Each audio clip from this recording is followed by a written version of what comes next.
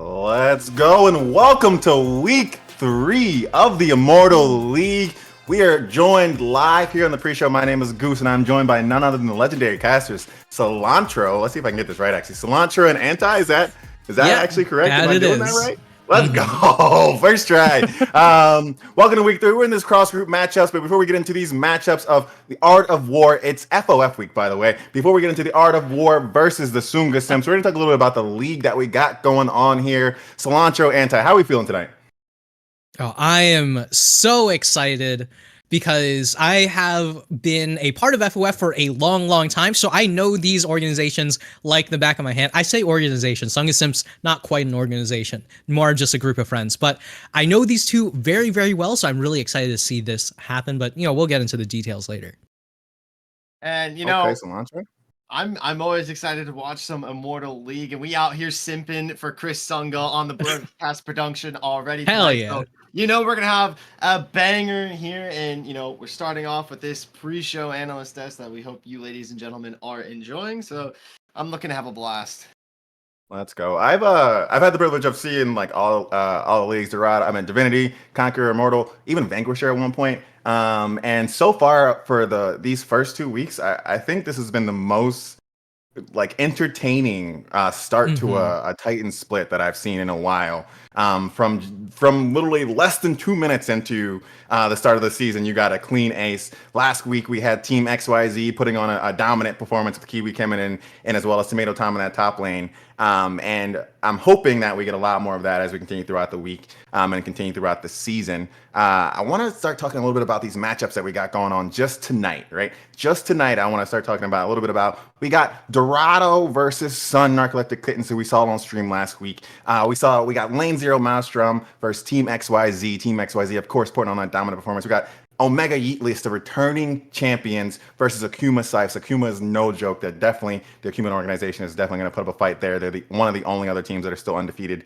Ember Wolves versus Tempest Gaming Premier, and then also Drop Dead Gaming versus Dorado Gaming Alpha. And I want to hop right in it. I want to talk a little bit about Dorado, the prestigious organization Dorado Gaming Gamma. We got Legendary Zol here versus So Narcoleptic Kittens. They weren't able to really get things going last week versus Team XYZ, So Narcoleptic Kittens. And I'm wondering, like, what kind of switch up, since we were able to see them on stream, they weren't completely lifeless. So what kind of differences do you think they need to change up, or what kind of strategies do you think they can possibly put into this to go up against something as much as a powerhouse that is Dorado Gaming, right? They're known to be powerhouses whenever league they come into. They're always a contender for the most part. I don't know what they are putting in the water over there. I don't know what Zol is feeding them. I don't know what's happening over there, but Dorado is always a championship contender. And so, like, how do you come into one of these leagues knowing that they have that prestigious background? Like, do you think there's like a almost like a chip? Like, do you think there's like I want to, like, do teams kind of come into these leagues thinking, like, when they see these names like the Akuma, or they see like Dorado, or they see some of these like more well-known teams, do you think that other teams are coming in like with like a target for them, kind of like, I definitely want to win the league, but like one of my secondary objectives is I want to take down a Dorado team, right? Do they have that kind of a chip? Is that the kind of prestige they come into these leagues with? What do y'all think? Yeah, I mean, there's definitely a lot of different ways how people can go into things, right? As a competitor, as a player, as a commentator, there's a lot of different ways to be viewing things. But I'll say that as a player, a lot of the times when you're going into these matches against teams, against organizations that you've seen time and time again, that are good, that have a history, you have a few things that you can do. One, you could get very, very scared and be like, oh, well, it's over, GG, and just kind of give up, which obviously not quite ideal. But one of the ways how you can also take that is, hey, catch-22, if we win, we're sick with it. If we lose, that's just the expected result. So it's not like we lose anything in particular. So sometimes you just go into it, just play to the best of your ability, and it really doesn't quite matter what happens in the end. I mean, we've seen that many years ago, like all the way across every single level of play. I mean, look at TDK back in the LCS back in 2015, when they were out of playoff contention, say, hey, you know what? Who cares? Just start throwing in the off-meta picks that we like playing and just play spoiler for someone's playoffs, right? Sometimes playing to just play to your best ability, regardless of who it is against, tends up to be a huge boon, and the pressure can get to your opponents. Absolutely. They definitely kind of come in with that chip on that shoulder. I'm kind of hearing like you just play your game, kind of come in and like if you can knock them off, great. If not, then it's like not that big of a deal. What do you think, Cilantro? Do you think like teams are coming in with this target on their back, or do you think there is like an extra little competitive edge when you're facing these teams? Like when you're playing, do you feel like when you're playing like one of these like prestigious organizations that you have a bit more pressure almost in a way to kind of perform or like come to, or even on the opposite end, do you think like Dorado kind of comes into these matchups in these playoffs, right? Knowing that they have this winning pedigree, right? Is there a chip on their shoulder where it's like you have to perform to a certain degree? I would say yes to all of the above because as a player playing for Sun, hypothetically, I would be thinking, oh, I definitely want to beat this Dorado team. And on the offhand chance, if I am playing for Dorado, I'm like, okay, I'm playing for an organization that is well known. So if we start losing while I'm playing, what's that going to really say for the type of feedback I'm going to receive from said organization, even maybe said long time fan bases saying, hey, why is my team not performing like they used to? So definitely the nerves are going to be up there for Dorado. But I think that they're still going to be confident that they can come out with the win. And we saw Sun Narcoleptic Kittens last week take it to Team XYZ. They definitely had some strengths. They had some weaknesses. If it was me going into this game versus Dorado, I'd play through that jungle mid lane combo. Butter Chicken on the Viego also didn't do too bad. I believe whipped out the Kindra in game number 2. And then we saw Please Don't Ban Me on the LeBlanc in game number 2. Unfortunately, his counterpart in Kept on the Ari was just a little bit stronger. But he can't complain. He did play it all out on the Rift. 5-1 to begin the game on the LeBlanc. Like, if you could play through those two and then get your bot lane in coming up from behind, I mean, I think that they could definitely give a team like Dorado a run for their money. Absolutely. And speaking of giving teams a run for their money, let's talk about the team that's been giving everybody a run for their money for the last, I think, 14 games, 18 games straight. Omega Yeetless. Like who can touch this team, right? We are all at this point, we're all in the grandmaster, right? All in those. There are a couple of maybe like diamond players in somewhere, but like everyone I hear is like at a very high competitive level. So like it's pretty much any given Thursday on this at this point, as far as I'm concerned. And my question is, who on this list do you think, right? We're looking at Akuma, we're looking at who is going to take off Omega Yeetless. Like, is there an actual contender that can knock off this? I think 18 games straight they have won in this Immortal League. Who is going to be the one that knocks them off? Just one game, right? Doesn't even have to be a series. Like, who do you think takes one game off of this team? Yeah, I mean, I will say, right? Omega Yeetless, ridiculous team, right? We saw them last season with Omega Mario Kart, and it was just absolutely unprecedented how strong of a team that they were, right? They dropped games in grand finals the first time that we saw the entirety of their time in the league as an organization. And I think I remember the players saying, oh, well, you know, we lost in this other separate league, so we were kind of feeling really down on ourselves. So we just kind of had to get back into the swing of things. And now they're back. They've already gotten past the point of that first loss, because that one loss, right, is really what decides a team, right? How well can you bounce back from those losses? But right now, I will say, Omega Yeetless, obviously, very strong team. A lot of the times we see them making these crazy comebacks, but always being in a position where you have to make a comeback isn't exactly conducive to mental health. It's a lot of stress, and it's very difficult to keep that up every time. I think it might just be a matter of time until we see them drop their first game, but it definitely won't be something easy to do for any of these teams. Absolutely. You talk about that mental going into the season, and the mental going into the season, especially like it is important to get off to a strong start, but we are only in week 3, right? These are the cross group matchups. They will be added to the total record, but I'm not sure if they're going to be involved in the group standing record. And so that's something that I'm going to have to like fact check a little bit. But as we kind of get into this, like the first start of the season, we kind of do start to see these like the expected Titans emerge, right? You have Dorado at the top, you have Omega at the top. Team XYZ is new to me, and so like they seem like a dominant team that can definitely come in. And of course, Akuma is familiar to me. And then we have these like more middle of the pack teams that we have: the Emberwolves, Tempest Gaming Premier, Drop Dead Gaming. Gaming. We have the second Dorado game in Lane Zero Maelstrom, trying to like really fight their way through the pack, make their way into playoffs as well. And so you definitely see the mental from the early game, and so I want to talk about that a little bit. And so what is like the mental as you're going throughout, right? Some of these teams that are like not so much at the top, right? As you are kind of starting to play from behind, as you are starting to pack up these losses, right? Just today, right? We have Art of War, I believe, actually does have one win, maybe. I don't know if they won their first game, but I know Sunga Simps are looking for their first win versus Art of War Esports. um and so like how important is this game, right? As we're like, it's not exactly like critical crucial time, right? We're not at the end of the season, but how important is it week 3, this game 3 matchup, to get this first win for just your mental alone, right? Even if you're thinking about standings alone, how important, how crucial is this, Cilantro? What do you think?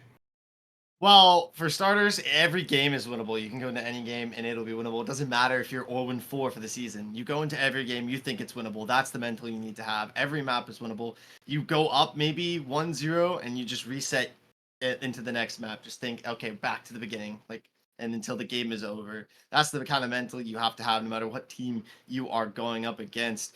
Every team is beatable. I have an example. While it wasn't in the Immortal League last week, I got to watch the Vanquisher match of I believe it was the Lemons. The Nefarious Lemons went up against Gentle Hearts, and Nefarious Lemons were 0-3 on the season and only won one map the entire season so far. So they were 1-6 in map score, and they ended up taking the game against Gentle Hearts 2-1, getting their first ever win. Gentle Hearts 3-0, a complete top dog in the season. So having mentals like that within this league is exactly what you need to have. And both these two teams, I'm assuming, are going to display that kind of mental here tonight. And we're going to look forward to seeing it. We might go all the way. We might not. It might be a quick 2-0. But either way, you got to treat every map like it's brand spanking new and go in and keep fighting tooth and nail.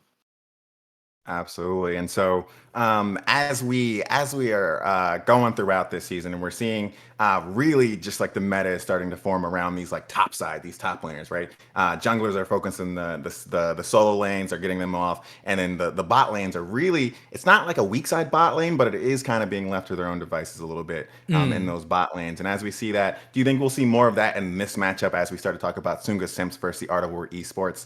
Are they gonna like play more towards their top lane? Are they more like those bot lane focuses? Have y'all been able to watch either one of them? I know they're coming from another organization. Shout out Chris, let's go. And what are we expecting from Sunga Sims here today, right? What are we expecting from Jaffe, Utility Monster, Jeff God Gamer, Luru, Fangover, Fang, Havoc, Nostalgia, Mags, Geico, Market, and Zai the Zi-Fi Roads? I got it. Well, Zephyrat, we got it. What are we expecting from these two teams? Like, what are we hoping to see after you've both watched like the first two? It's kind of been a little bit of a bloodbath, a little bit of chaos in the beginning, right? These junglers are very proactive in the early game, really getting their solo laners ahead. And so do we expect more of that as we go throughout this week as well? Or do you think that the pace of the league slows down a little bit as teams start to figure each other out? All right. So I will say, I am deeply intimate with the players on Sunga Simps. So these two teams, right? And I say deeply, that's a strange way to phrase it. I know these players very, very well, right? So these two teams for such a long time have just been going toe to toe. And I won't say these two teams, right? Art of War Esports is a team that, for the most part, I believe the organization is headed by Ariri, who is a player who, played in FOF for many, many years, and many, many years would always try to take home an FOF title, and at the very end would falter in the finals each and every time. And every single time, the players who would be standing in the way is the players that you see on Sunga Sims right now. Players like Jeff God Gamer, players like Utility Monster, players like Jaffe, right? So now Art of War Esports is back playing against Sunga Sims. And the fact that Sunga Sims have come back in this way is something I honestly really didn't anticipate. Art of War facing against them is something that seems entirely scripted to say. right? This Script is writer just Sims, let's an go. absolutely crazy matchup, and I didn't think this would happen again in a million years. But what I will say, Song of Simps, Utility Monster is a psychopath. He will just kind of do whatever it is that he wants to do. I don't know whether it'll work out or not, but it'll definitely happen, right?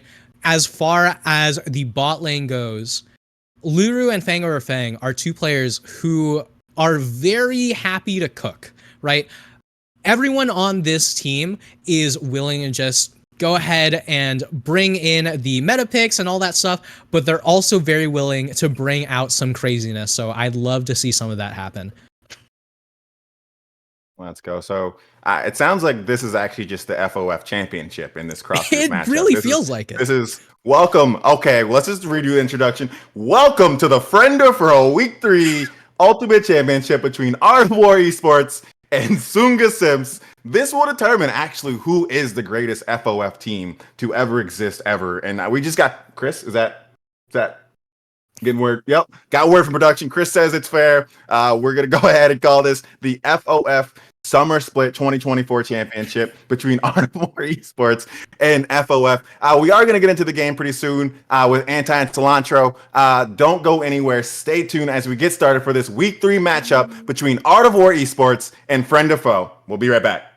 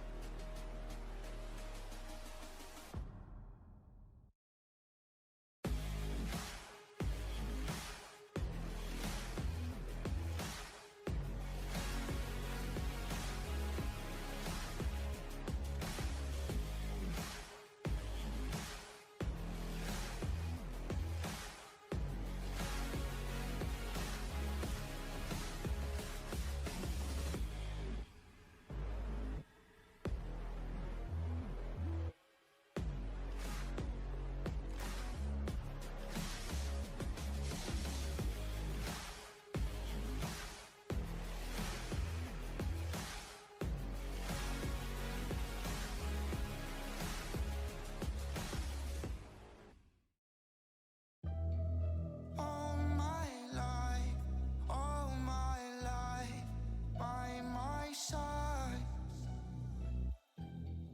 All my life, all my. One time from side to side. Without you by my side, my side, my side. Without you by my side. One time from side to side. Peekaboo, I see you, peekaboo, I see you. Looking at me, looking at you. Hold up, where you going? What you doing? Who you seeing? What you need? What you want? I said, without you by my side, my side, my side. Without you by my side. One time from side to side. Without you by my side, I can't go outside. Without you by my side, I can't go outside. Without you by my side, I can't go outside. One time from side to side.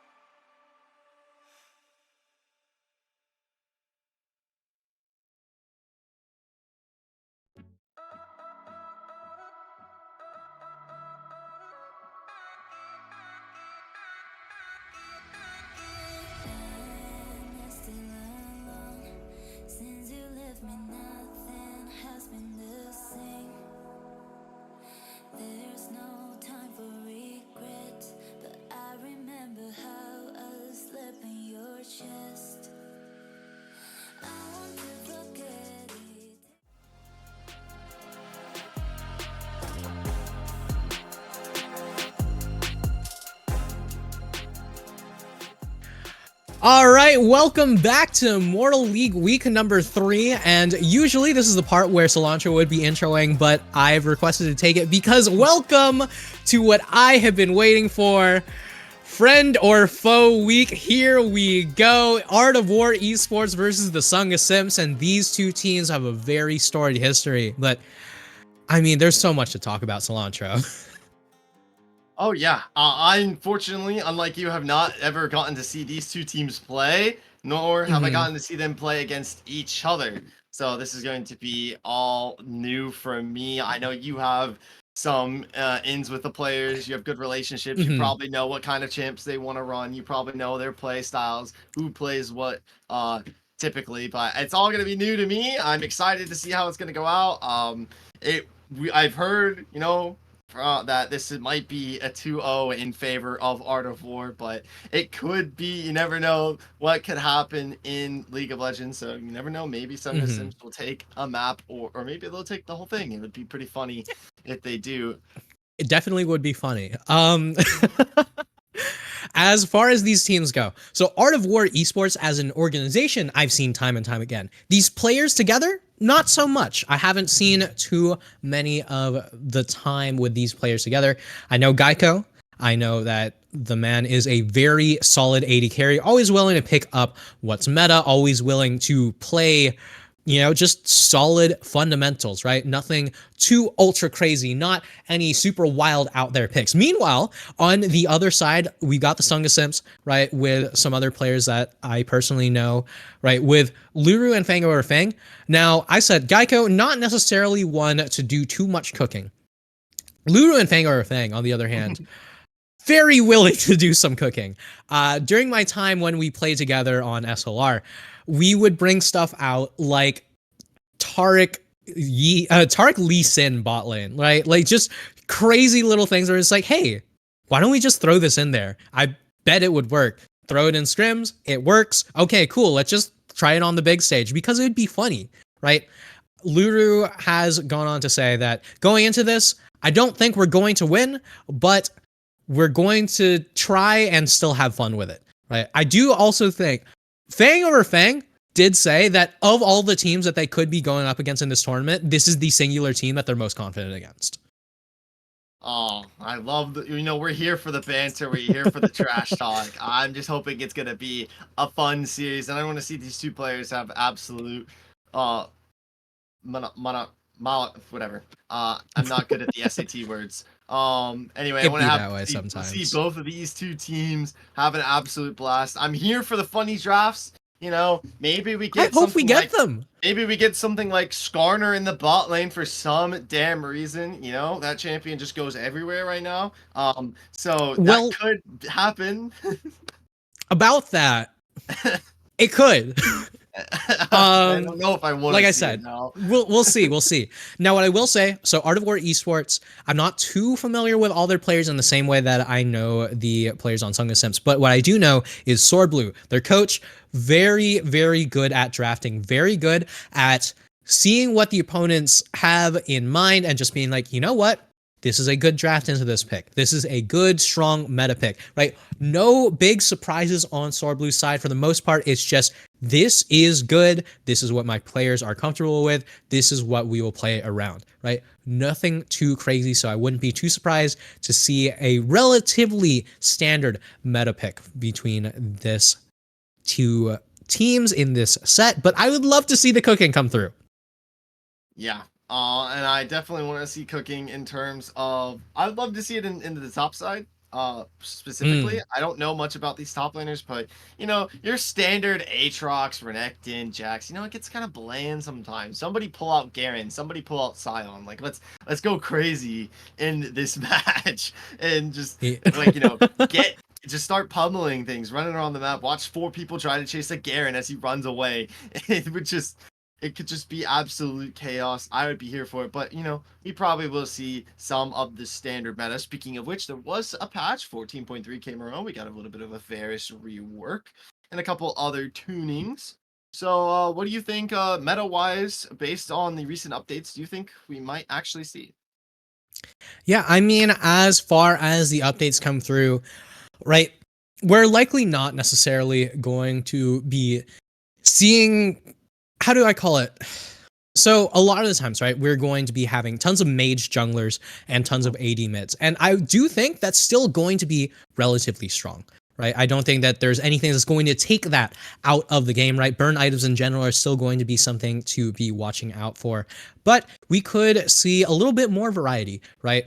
You know, it might not just be Sejuani coming in every game, right? It might not just be Talia always super high priority between a ton of the teams, right? Maybe we do see the Brand and Zyra come through, but maybe we see something new, right?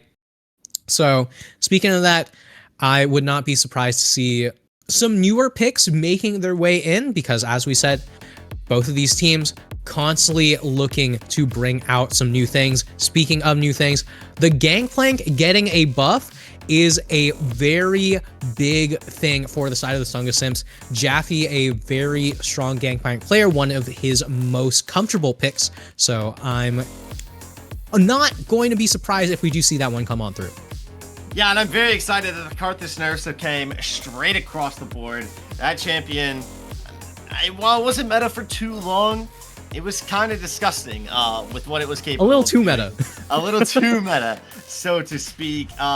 But I like that we got the MF buffs coming in. I like the more versatility of bot lane. Tired of seeing Zeri all the time, just Zeri all the time, or just Jinx or Kai'Sa, like your standard 3 picks there that people lock in. I'd like to see MF getting buffed, seeing her pull into this meta potentially. We'll see some lethality MF come in to the game today with tanks being only around 1 per team, maybe 2, depending on how you like to play your top or bot side.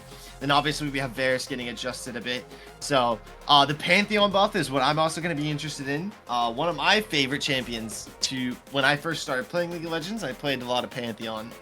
It's one of the first champions I can afford, and I enjoyed that champion. I rarely have ever seen it come out in competitive play, so if it comes out today, if one of these two teams have been scrimming it could be pretty entertaining to watch run down on the Rift. I'm gonna be real with you. That champion's busted. That champion's so good right now. I honestly think that Pantheon is a pick that teams should be looking to pick up. Yes, Talia has been nerfed, but champions with that point and click CC to set up for their laners is still going to be good, right? It's not like Talia is a champion that's going to be taken completely out of the meta, so you can still play stuff like Talia Pantheon, right? Like Renekton Talia. You can bring this out, you can flex it across different lanes, but either way, I would not be surprised to see something like that come out. And there's so many of these champs that were tier 2, you know, solid, but not solid enough for people outside of hardcore mains to bring out these champions. But I'm very glad to see them seeing some love, like the Lissandra, as we've seen, very strong champion in good hands. Xayah, very strong against these backline divers. So many opportunities open up for these players. Yeah, it's looking like we are just about ready to get into the draft here soon. And we will finally find out what is going to get picked and banned. Now, tell me, Anti, what do you think is going to be on the ban pool? You know some of these players. You know what they like to play. Well, obviously, Skarner. Although it did get nerfed, it's probably still going to be up there on the pick and bans. And we see Jinx, one of those top prios too. But what else are we thinking? Yeah, I mean, as we said, right, we got the Skarner taken off the table. We've got the Jinx taken off the table. I'm surprised we haven't seen Skarner just yet.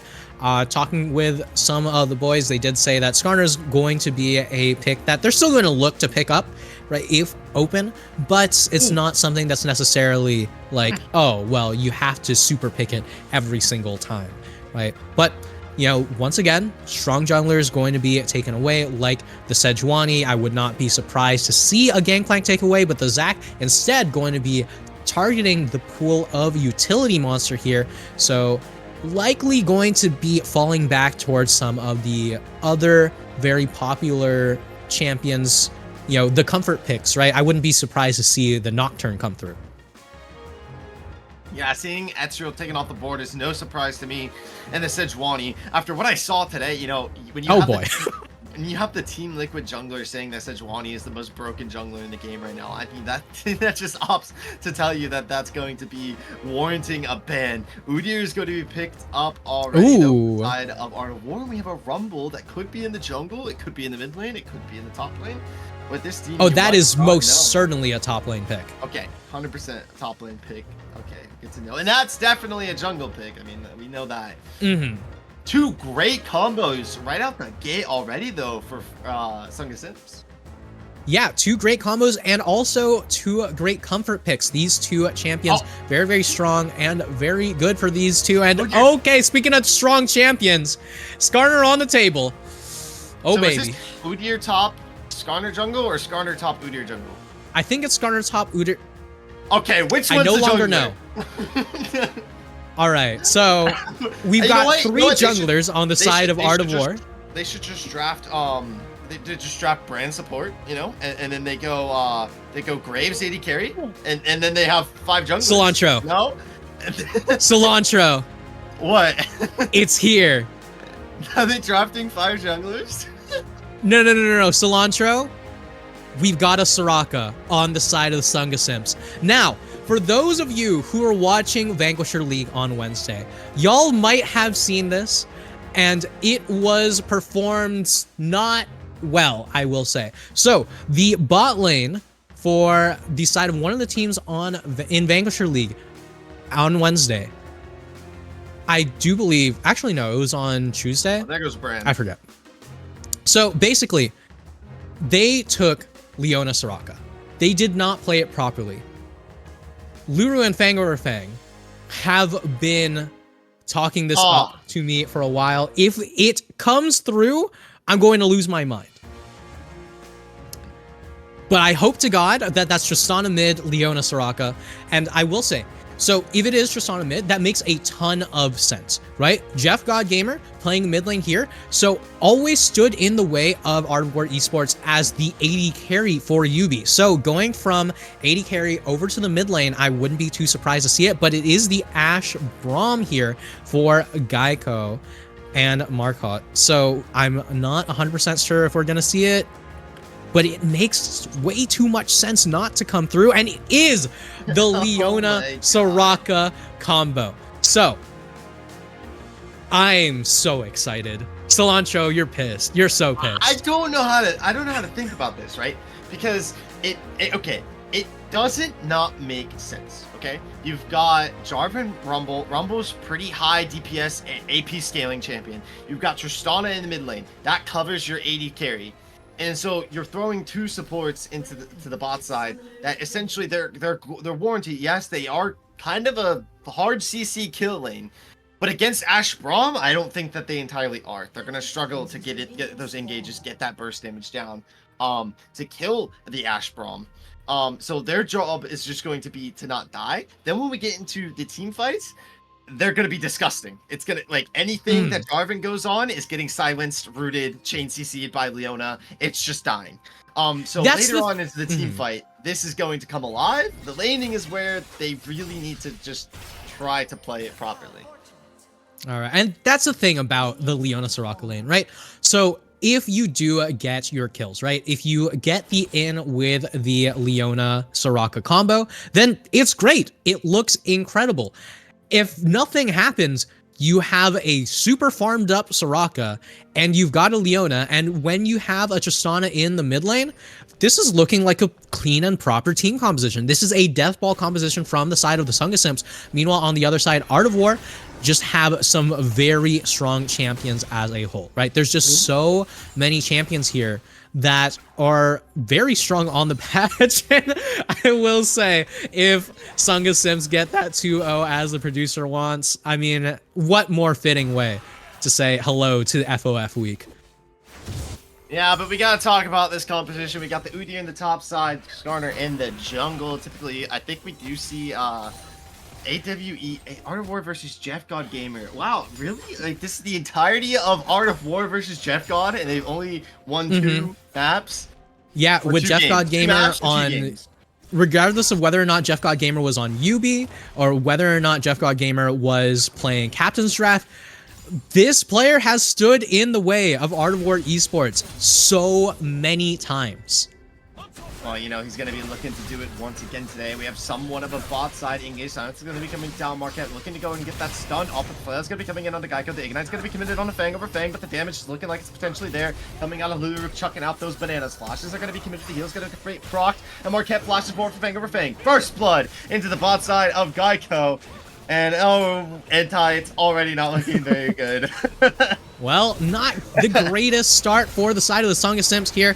Interesting to go in at level 2 for the full on. The one thing that that Braum can do is really force that all in to stay in for the side of the Sunga Simps. So it works out for AWE's bot lane. Meanwhile, in the top lane, Jaffe getting a lot of damage onto Havoc. Yeah, commits the flash forward, have the overheat as well, and finds first blood of the top side onto the Udyr. This is what I'm expecting. We're probably going to see out in the early stages of the Udyr versus Rumble matchup. He's got the AP scaling, he's got the high, heavy wave clearing potential. That takes a little bit longer for Udyr to scale up into and become tanky. So as he keeps eating that poke out from Rumble, Jaffe's eventually going to be able to find those engage angles. Now, what I will say about Jaffe as a player, so during his time on FOF, hold on to that note there. Okay, never mind.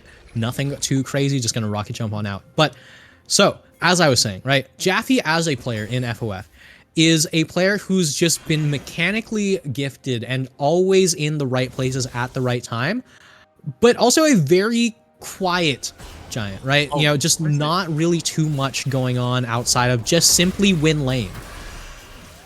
Speaking out of winning lane, Havoc's going to be engaging onto Jaffe with Nostalgia coming in, looking to get the knock toss down. Stun's going to come out onto Jaffe, just firing back with the Fire Breather. Not nearly enough damage this time around. Suppression dragging him to the wall. Nostalgia is going to be able to fight back with one, but the Flag and Drag is going to find Marquette, who's already got the shield proc. In the bot side, Utility Monster unable to find a response on the opposite side of the map with the Dragon spawning in about 30 seconds. That might be the trade offer he's going to be looking for, but he is recalling, so might be moving to the top side instead. Yeah, and the teleport in from Jaffe going to be back with the Sword Shoes. I gotta say, I definitely didn't anticipate First Strike Rumble. That is a crazy, crazy commitment there. But also, if you can pull it off, that's a lot of extra damage. It's a lot of extra gold here as Jaffe just going to continue with this Rumble. But after that kill, that should be a much-needed boon over to Havoc, and Nostalgia should be able to get to that tanky point that you were mentioning, Cilantro. Yeah, and Udyr being very tanky is another problem that I wanted to mention. Skarner is going to be able to tank up a little bit too, not as much as Udyr and the Braum on the bot side, but you're only going to have that Tristana to really burst down that front line that this Art of War team is going to be building up over time. Sure, Rumble's going to have that burn tick damage. The Equalizer's going to come down off of the Jarvan ultimates, and Liru will be able to heal everybody up, and the chain CC will be coming down out of Fang over Fang, but there's no tank burst. It's going to be all on the backside of what this Tristana can perform, because Jarvan's just going to be in there probably proccing the Sundered Sky, just trying to stay alive, keep everybody focusing him, because he's the only real tank aside from Leona. Him and Leona are going to be in there, you know, douching it out, trying to keep everybody on Art of War focused on them. And so these front lines, Havoc, Marquette, a little bit coming out of Nostalgia, it's going to be really hard to break open that wall. And as far as this early game is going on, we're seeing a lot of laning prowess coming through from the side of Art of War. Meanwhile, mid lane just immediately going for the trade. No mana there on to Jay, so the rocket jump in out of Jeff God looking for the early trade offs there, going in his favor, but the Dragon looks like it's going to be started up potentially here, as Nostalgia has moved into the bot side. River the Brave has been pushed, will be equalized out. The Utility Monster looks to go in. It's going to be a flail straight onto the 80k. The silence comes down, the root is able to hit Geico. Is the damage nearly enough though? Forces a flash away though. Fang has to get out. Utility Monster and Lulu committing that's just Utility Monster committing the flash to be able to get out. And the Dragon, it's looking like it's going to be all Art of War for now. Will be started up. Nostalgia goes straight in on the Skarner. Ends up getting stunned up by Fame. Lures for the suppress with the Weaver's Wall. The level 6 Talia is looking to come in. Utility Monster re-engaged with the flag over Drag. And he gets 2. Tristana is going insane with the kills right now. Rocket jumps back over the wall and pushes the flash by Jay, who's looking to get the clean up on the Utility Monster, but is not able to find it because the heals come in from Soraka. Not only the Summoner Spell, but the ability casted as well. And it's looking like the first Dragon is going to go straight in favor of this Sunga Simps team, but Jay is not going to let them take it for free. Feels like he has enough damage with that only having the Ionian boots, looks like he's enough to be able to spam those abilities, do enough damage to push this team out, and we have a pause. So, I gotta say, that first fight, absolutely insane. The margins of error were so small. Sunga Simps going to barely come out on top there, but you saw so many times where teammates on the side of the Sunga Simps would just get super low. Soraka heals coming on through. And Art of War Esports definitely not going to be happy about that, right? We get slightly later into the game. Let's say that 800 gold has been committed onto a mortal reminder, onto an executioner's calling, onto a putrefying orb, something like that. And that fight doesn't look that crazy close, right? But we're so early on to the game that there's nothing that can stop this Soraka healing yet. And those early fights going in the way of the Sunga Simps, super, super high value. Eagle Eyes are going to be committed just for a little bit of wave clear there for Jaffe, but I want to talk about those 2 kills that Jeff God was able to pick up throughout that little bit of a scruffle that we had in the river there over the dragon. That's 2 kills on Twitch Tristana, the champion we were just talking about. It's going to be the high end carry. You see, he was able to jump in and jump out basically for free, getting those kills. Jeff God already scaling to a phenomenal state right now. Those 2 kills, definitely you wanted, if anybody to get them, it would have been Jeff God. Gotta be careful here though, does get stunned up. Jay does have a lot of damage, chucking the rocks at the Tristana, gonna force her to be able to recall here, but I believe that Jeff God wants to recall and bank some of that gold anyway. Meanwhile, the Hextech Dragon is gonna be started up and given over to Geico in the side of Art of War. Yeah, Hextech Drag going to be doing quite a bit for the team. In the meantime, just going to get those quick resets for the side of the Sunga Simps. So, Art of War Esports right now, after things have calmed down, slightly behind in gold, but definitely far from a large lead, right? You can find yourself in this position where you can just slowly stack up the dragons, and the grubs have not been traded off at all, so it's still in a fairly neutral position here. For sure. We see Fang over Fang with a great engage on to Marquette. Maybe just trying to get some poke damage down. Will get stunned up. That's the power of this Ash Braum combo. Those stuns are going to be coming out left, right, and center, but nearly not as potent as the Leona stuns. Flail's going to be chucked in again. Fang over Fang does not care. Just wants to keep engaging on this Leona. Has the Soraka to be able to back him up. Feels confident in their chain CC capabilities. He's looking for another flail. I can tell you, man. He's looking for another fail. It's going to end up landing on the Marquette side. It's going to come down to the Geico. The stun's already committed on the Fang over Fang, and now the Empowered Honor is going to be committed, forcing the flash out of Fang over Fang. The Ash Arrow is going to be able to find Luru, and the Solar Beam comes down, but the healing, it does not stun them up. Soraka has to commit ultimate. Luru already committing that one for the stun. Is it going to proc one more time? No. Oh my god. Auto the W, though, was able to find Luru. Meanwhile, Fang over Fang trying to trade out on the Geico, but is unable to find it. That's going to be a double kill for Geico into the bot side, while the Void Grubs are being traded out in the top lane. Going to be all 3 picked up for Utility Monster on the J4. So it's somewhat of an okay trade out, not unless Utility Monster gets knocked up with the Earth Slide and the Seismic Shove, gets pulled in, suppressed by the Skonder, tries to flag and drag out, but would not be capable of doing so. Yeah, and things are going from bad to worse for the side of the Sunga Simps here. One of their lanes... Oh man, things are going from worst to absolute worst as even the production looks away. Eyes turned away from his children. Just wants to say, these guys have nothing to do with me whatsoever. But either way, I gotta say, things are starting to look rougher and rougher for the Sunga Simps here. Yes, you're getting the grubs. Yes, you're getting like a few trades here and there, but you gotta make sure that the game stays at the very least even. When you got a death ball composition, the parts of Exodia are only gonna be as strong as its weakest links here. Yeah, and it's really hard to tell what that weakest link is going to be. It might end up being the fact that you have such little damage having Soraka as your APC. But, you know, also on the on the other hand of that statement, Soraka is farming. So that means that Soraka is going to be getting a lot more items online a lot more quickly. Going to get into that Warmogs, going to be able to live up, get that Moonstone Renewer online earlier than usual.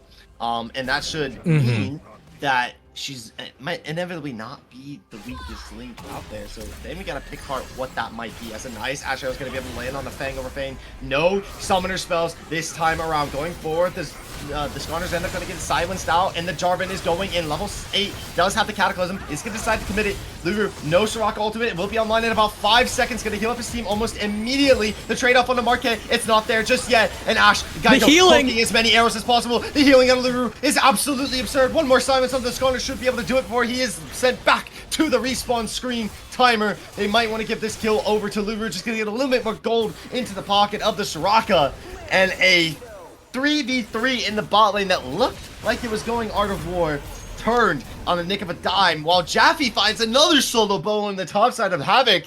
Are you sure we were saying Art of War was gonna win this 2-0 easily? All I'm saying is Art of War Esports have always looked so good going into these games, have always looked so strong each and every time, regardless of who was on the team. And this time, they're coming in with a roster of players who honestly look stronger than anything we've ever seen from the side of Art of War Esports. But in the end, it doesn't matter if you change the players. It doesn't matter if you change the league.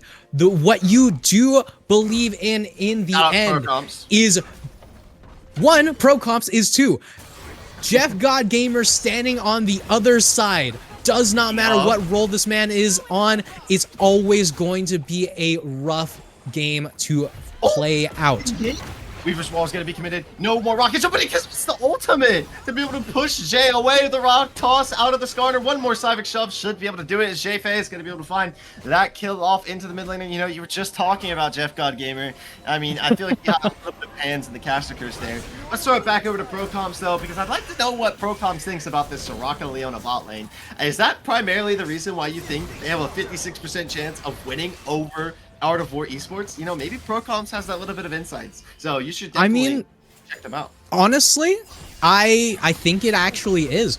So, hold on. Speaking of Soraka Leona, Geico, they're gonna get the silence route down too. The damage is there. Utility monster, one more auto, but no, Lulu is able to take that one off with the Q snipe. They're looking to take their second dragon of the map, is looking to get picked up by the Sunga Simps. Not really much if this Skarner out of Nostalgia can help. No Weaver's Wall out of J5.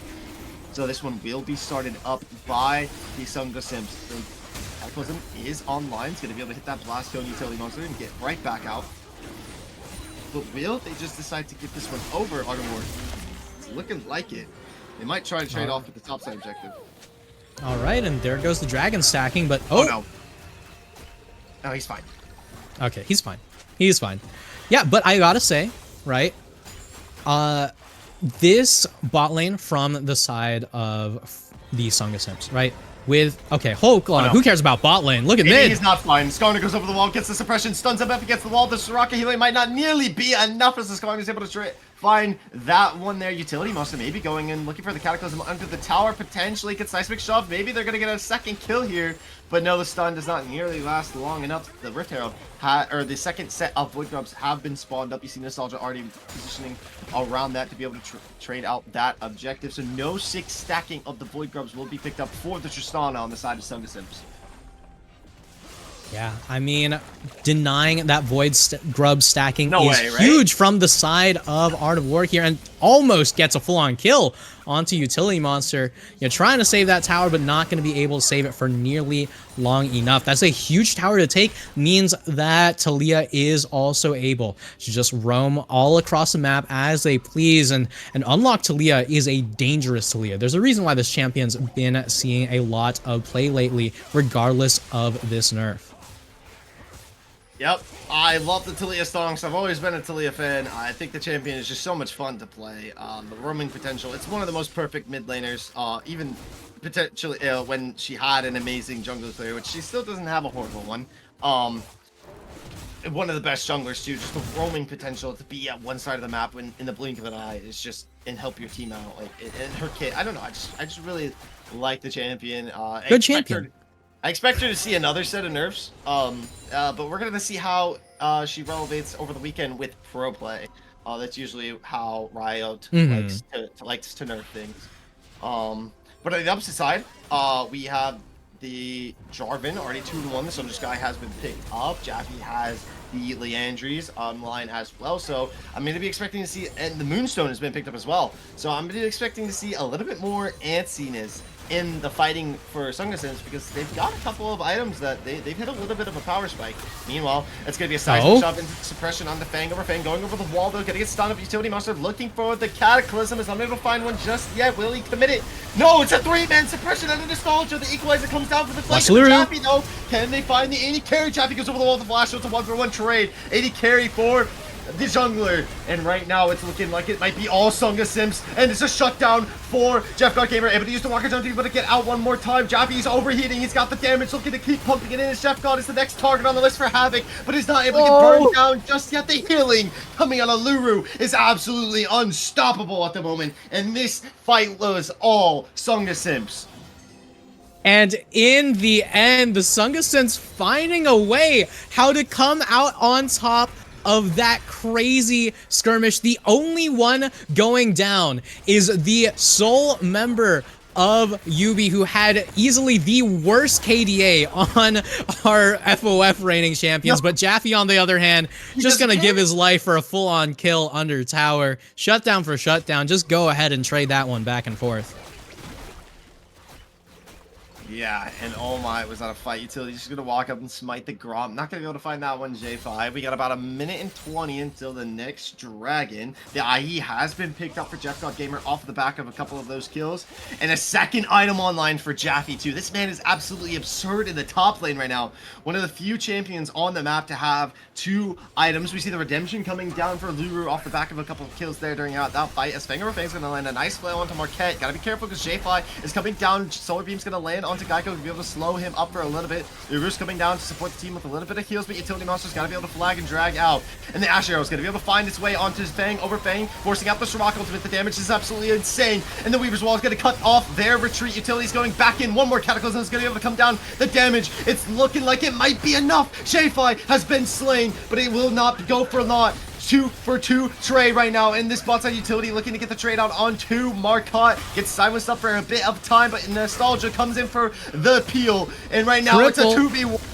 Triple for Utility Monster. Can Luru give over this Quadra? It's one more flag and drag. Havoc's going to be coming in. It's a double suppression coming down. It's a stun onto Luru. Going to get that Soraka out of the fight, shut down those healings, and give a shutdown over to the Scholar. 2 picked up for him in a matter of 3 minutes, and now Utility Monster is on the retreat. Jaffe's coming down. The Equalizer is going to be able to hit up both of them, slow them for now, and he's going to be cooking them. Havoc, you talked about cooking in this draft before we got into game, and Jaffe right now is cooking himself up, and Udyr Utility Monster finds 4 within that fight. Some of them respawn, so we're not going to see the Quadra kill, but holy, this Sunga Simps team wants to find the second dragon. Yeah, so many skirmishes again and again. And Art of War Esports always looking to take the fight, always looking to take these skirmishes, and this might be a little bit too high tempo, but I gotta say, taking the fight to the death ball composition might not be the way you want to play this. Definitely not. Look at Jeff God. He knows that this team wants to solidify the dragon. This Ice Witch is already going to be committed. The jungler's not there. Smite's going to end up coming down. And the Cataclysm is going to be back online soon. Whoa! It's a great knock of Marquette into the team. Cooking them up. Jaffe, the shield's going to be able to eat most of that damage. There's an Ash Arrow onto Lulu. The AD carry trying to get the healer out of the fight so far. But the Soraka ult comes down. And it's a trade out. 1-for-1 double kill for Geico throughout this fight. Lulu trying to get in there to be able to heal up this team, but is not able to find it. The Weaver's Wall is going to be committed just to make sure that Soraka cannot get out with her life. So you trade a dragon for your entire team. I don't know if that's worthwhile. It might be. Yeah. I mean, that entire fight started with a crazy backline dive from Jeff God Gamer, right? Just jumps on in and throws the... Oh, not quite. Almost cool. Almost a good play. So Nostalgia puts down the Herald, looks to get the double damage in by getting the charge onto the second tower when the first one was still up as it goes down, but didn't quite time that DPS enough. But either way, right, it's just been plays on plays on plays. Like, oh, hello, Jaffe. Yeah, that Jaffe, you know, I want to be one of the best with Jaffe right now.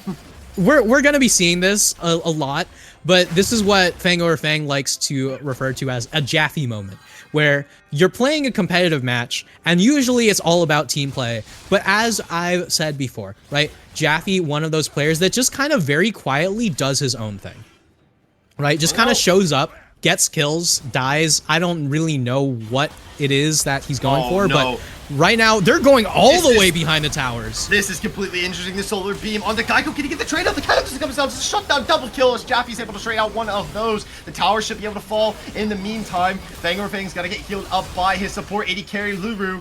And the silence suppressions are going to come out for this team of FOF to be able to get out with murder, something they should not have gotten away with. You know, you're talking about Jaffe moments. Can we talk about Fang over Fang for a minute here? This man has been flailing in like he just does not care about the enemy team. He just doesn't care. They're NPCs to him. He's just going in. In the words of Fang over Fang, sorry, sometimes I just get bored and start dissociating. Man just kind of goes in and, oh boy, speaking of going in, Jaffe in a lot of trouble. Yeah, 200 gold shutdown. They want to be able to find that one. Suppression into the wall. Jaffe is going to be long forgotten for this world as the Rift Herald gets spawned up.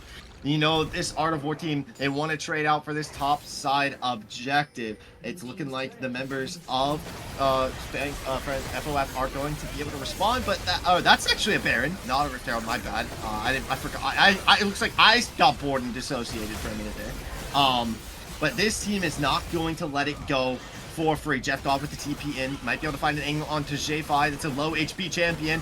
He is able to dodge out the side switch jump, but no, it gets pushed back in. The engage now is going to be able to come down. He's forced to be able to rocket jump out. It's Cataclysm on to 3 members, and that's going to be a solar beam coming down as well. Geico, of course, sees the flash to be able to get out from behind the wall and trades here out onto that J4. The arrow's going to be committed. No jungler. To find its way onto Fang over Fang, and now the Baron is going to start getting chunked down. But if we know how this team operates, Fang over Fang's just going to go back in. Wants to find a trade out onto Geico if possible. Marquette's going to be able to slay out Lulu. It's going to be a 1-for-1 trade. Jeff God Gamer comes in. Jeff God! By the 80 carry. Yes, he can. He's able to rocket jump his way right back out. But the Bromwell's going to be able to hit that knock up. Here comes Jaffe, the Equalizer. It's a ton of burn damage to slow up and help this mid lane 80 carry be able to get out. It's another flail. Fang over Fang is still alive in this fight. He is unkillable. And its smite comes down. And Nostalgia has to resort to the rock toss just to be able to find it. It's a double kill throughout that fight for Jaffe. And what the hell just happened?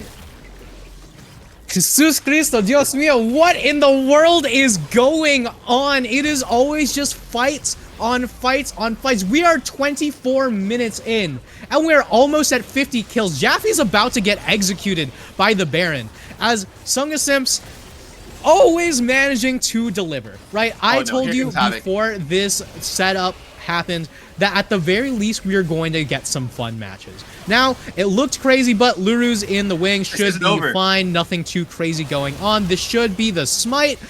Oh! And there it is. Sunga Simps constantly coin flipping, and it always comes out heads. I don't even know what to say anymore, Anti.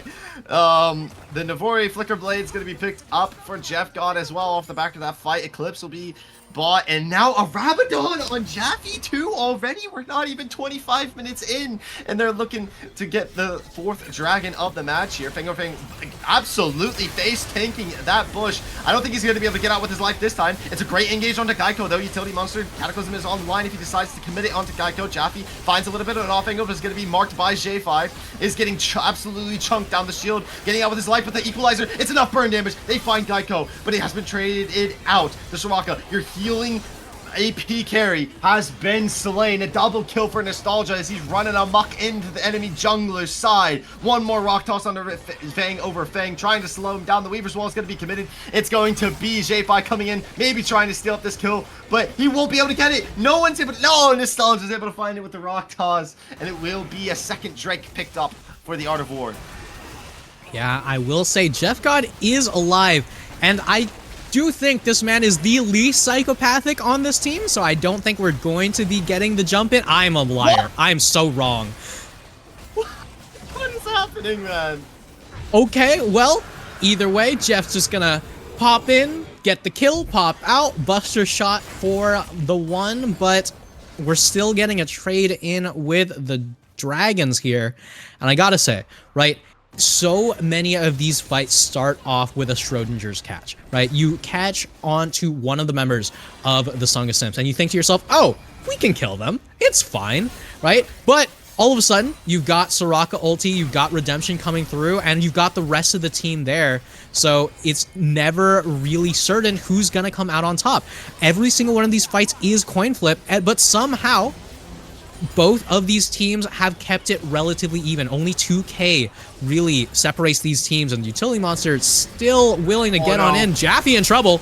Gets an arrow onto Jaffe. The Brummel's committed immediately afterward, and that's going to be a Cataclysm straight onto Geico. No flash this time around. The barrier has been procced as well, and the AD carry has fallen. Jaffe's able to slay the Udyr in the meantime as well, finding his top lane counterpart. Is Nostalgia is going to get cooked alive next. Scorpion was on the menu, and Jaffe is eating absolutely adequately tonight. The Baron buff is going to be up for about another minute, and they're going to look to run it straight down this mid lane. There is endgame potential. Jaffe's going forward. The flashes are coming down, and it's a clean ace. I think that's going to end up being the map here, potentially.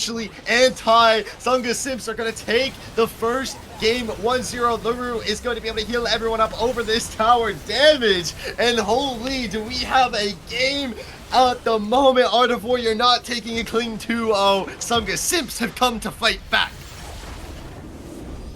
Oh my god. I said we were going to get some interesting matches, Cilantro, and we got ourselves some interesting matches. Art of War Esports going in as the absolute favored team, going to be falling down to the crazy bot lane pick from the side of the Sunga Simps. Yes, so much of that play goes to Jaffe. Look at that damage. 41,000 damage on the Rumble. And it's incredible that so much of it relies on that Rumble damage. But we gotta say, so many of those fights, so many of those matches were started because these teams thought they could exist. Look, I gotta say, what was the ally healing done? Oh my, so just 46. So that's healing done in general.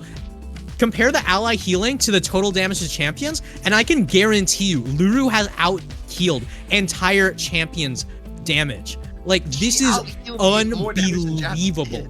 She healed more than what Jaffe did. Like, that's crazy. This bot lane, you know, we talked It's getting about banned. We talked It's about getting it banned. It probably will get banned. At least one component of it will get banned. If I had to bet, it would probably be the Leona. I think that later on they could deal with the Soraka by itself.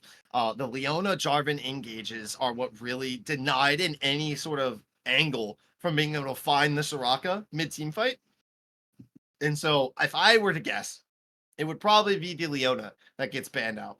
But there's no possible way that this Rumble makes it into game number 2. Jaffe moment is what we used to call it, but that was game number 1. Sorry if it feels a little bit biased. This is just, you know, a crazy comeback between both of these orgs, and I'm glad to see these two back. So don't go anywhere. Game number 2 is bound to be just as exciting. I called it. I called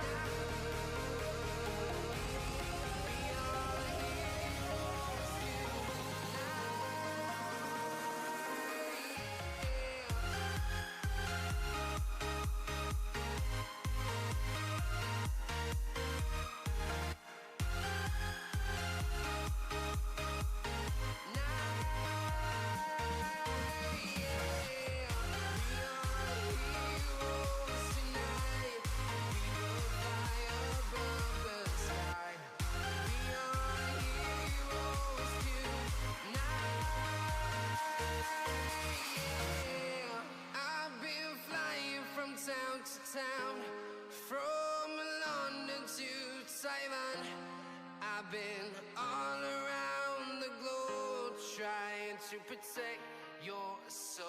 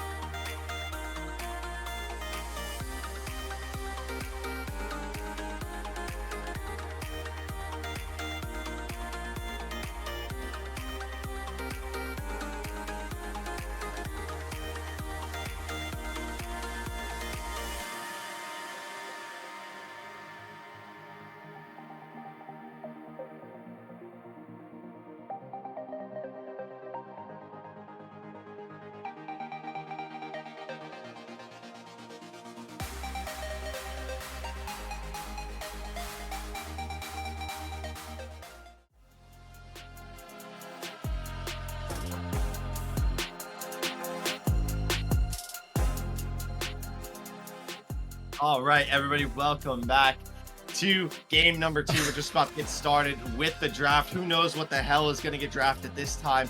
I had to turn on my fan because this is getting pretty spicy in here with the way this game's been going down.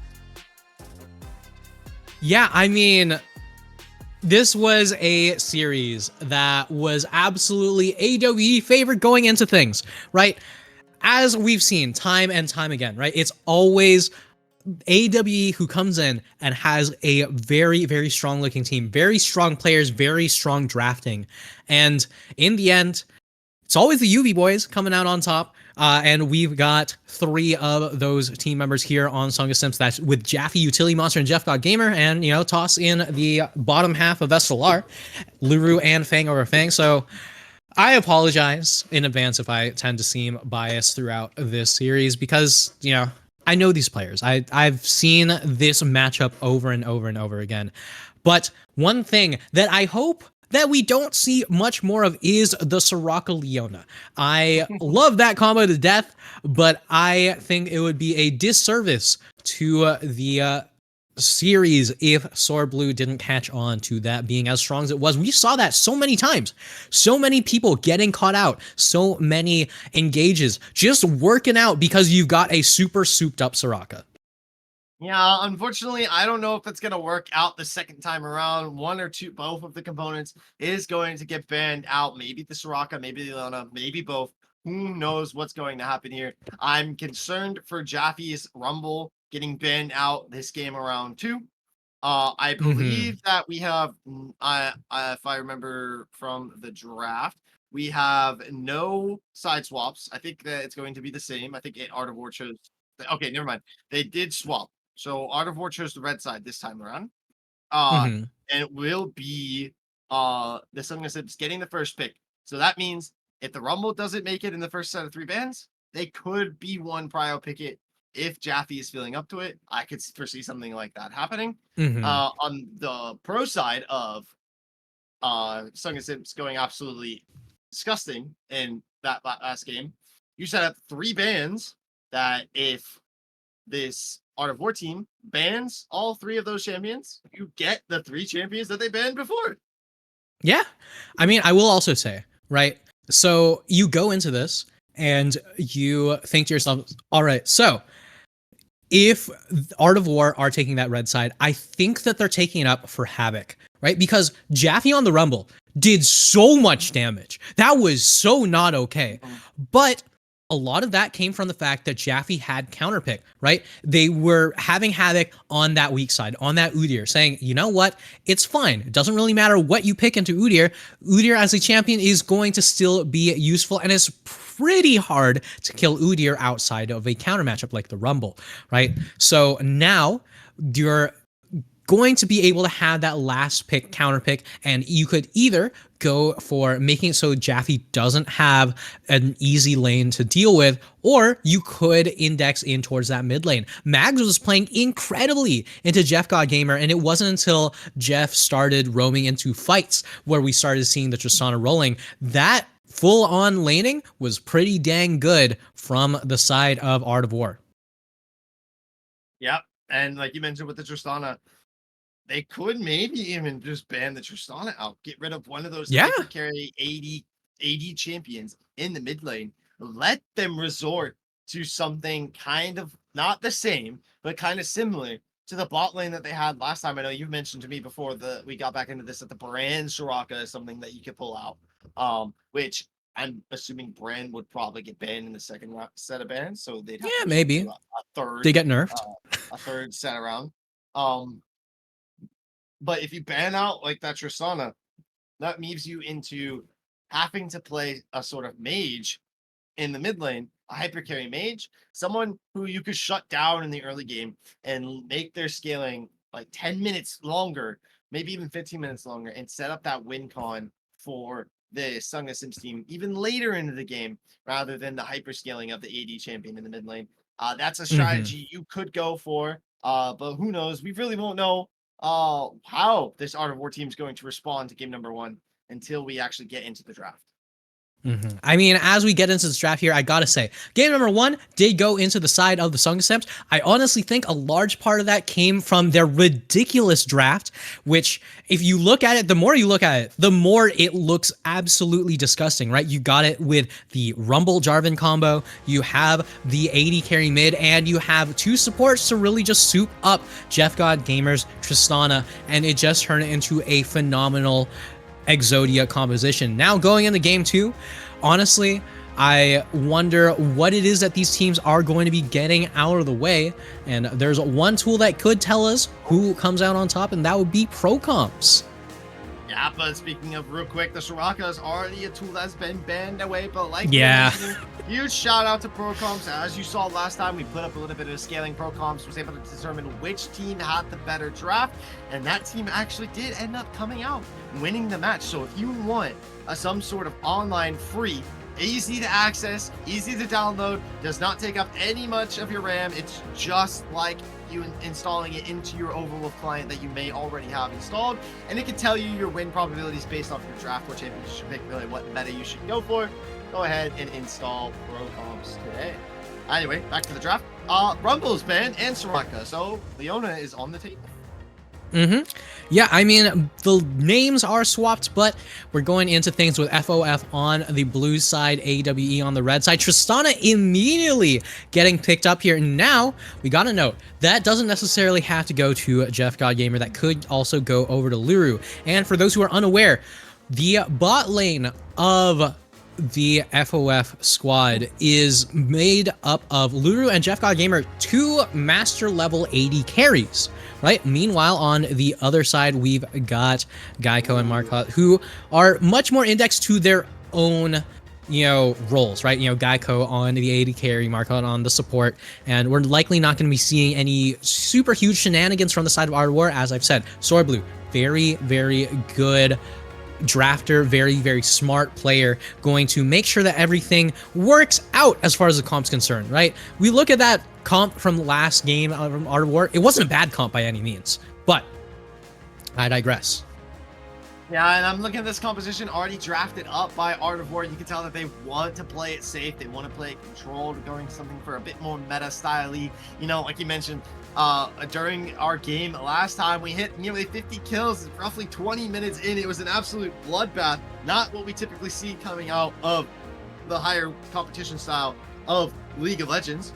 We typically see compositions more drafted like this, more scaling to the 20-minute mark before they begin that all-out team fighting and scaling. Sejuani going to be taken off the board as well as Sinja, two powerful junglers right now. But I want to mention this Braum pick straight up against the Senna, Ornn, and Ezreal. This is looking like an outstanding support lineup, and that might tell me this Tristana could potentially, definitely be in this bot lane. We don't know for sure, but I'm feeling like this bot lane combo is already going to be pretty well working together.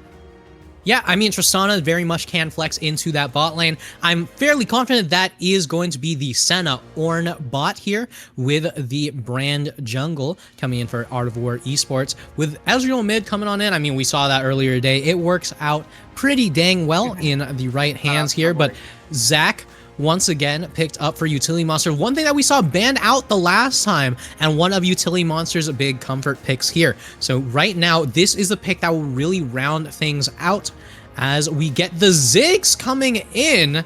So I would not be surprised to see the Ziggs mid lane, but if they do desire, we could also see the Ziggs Braum bot over here.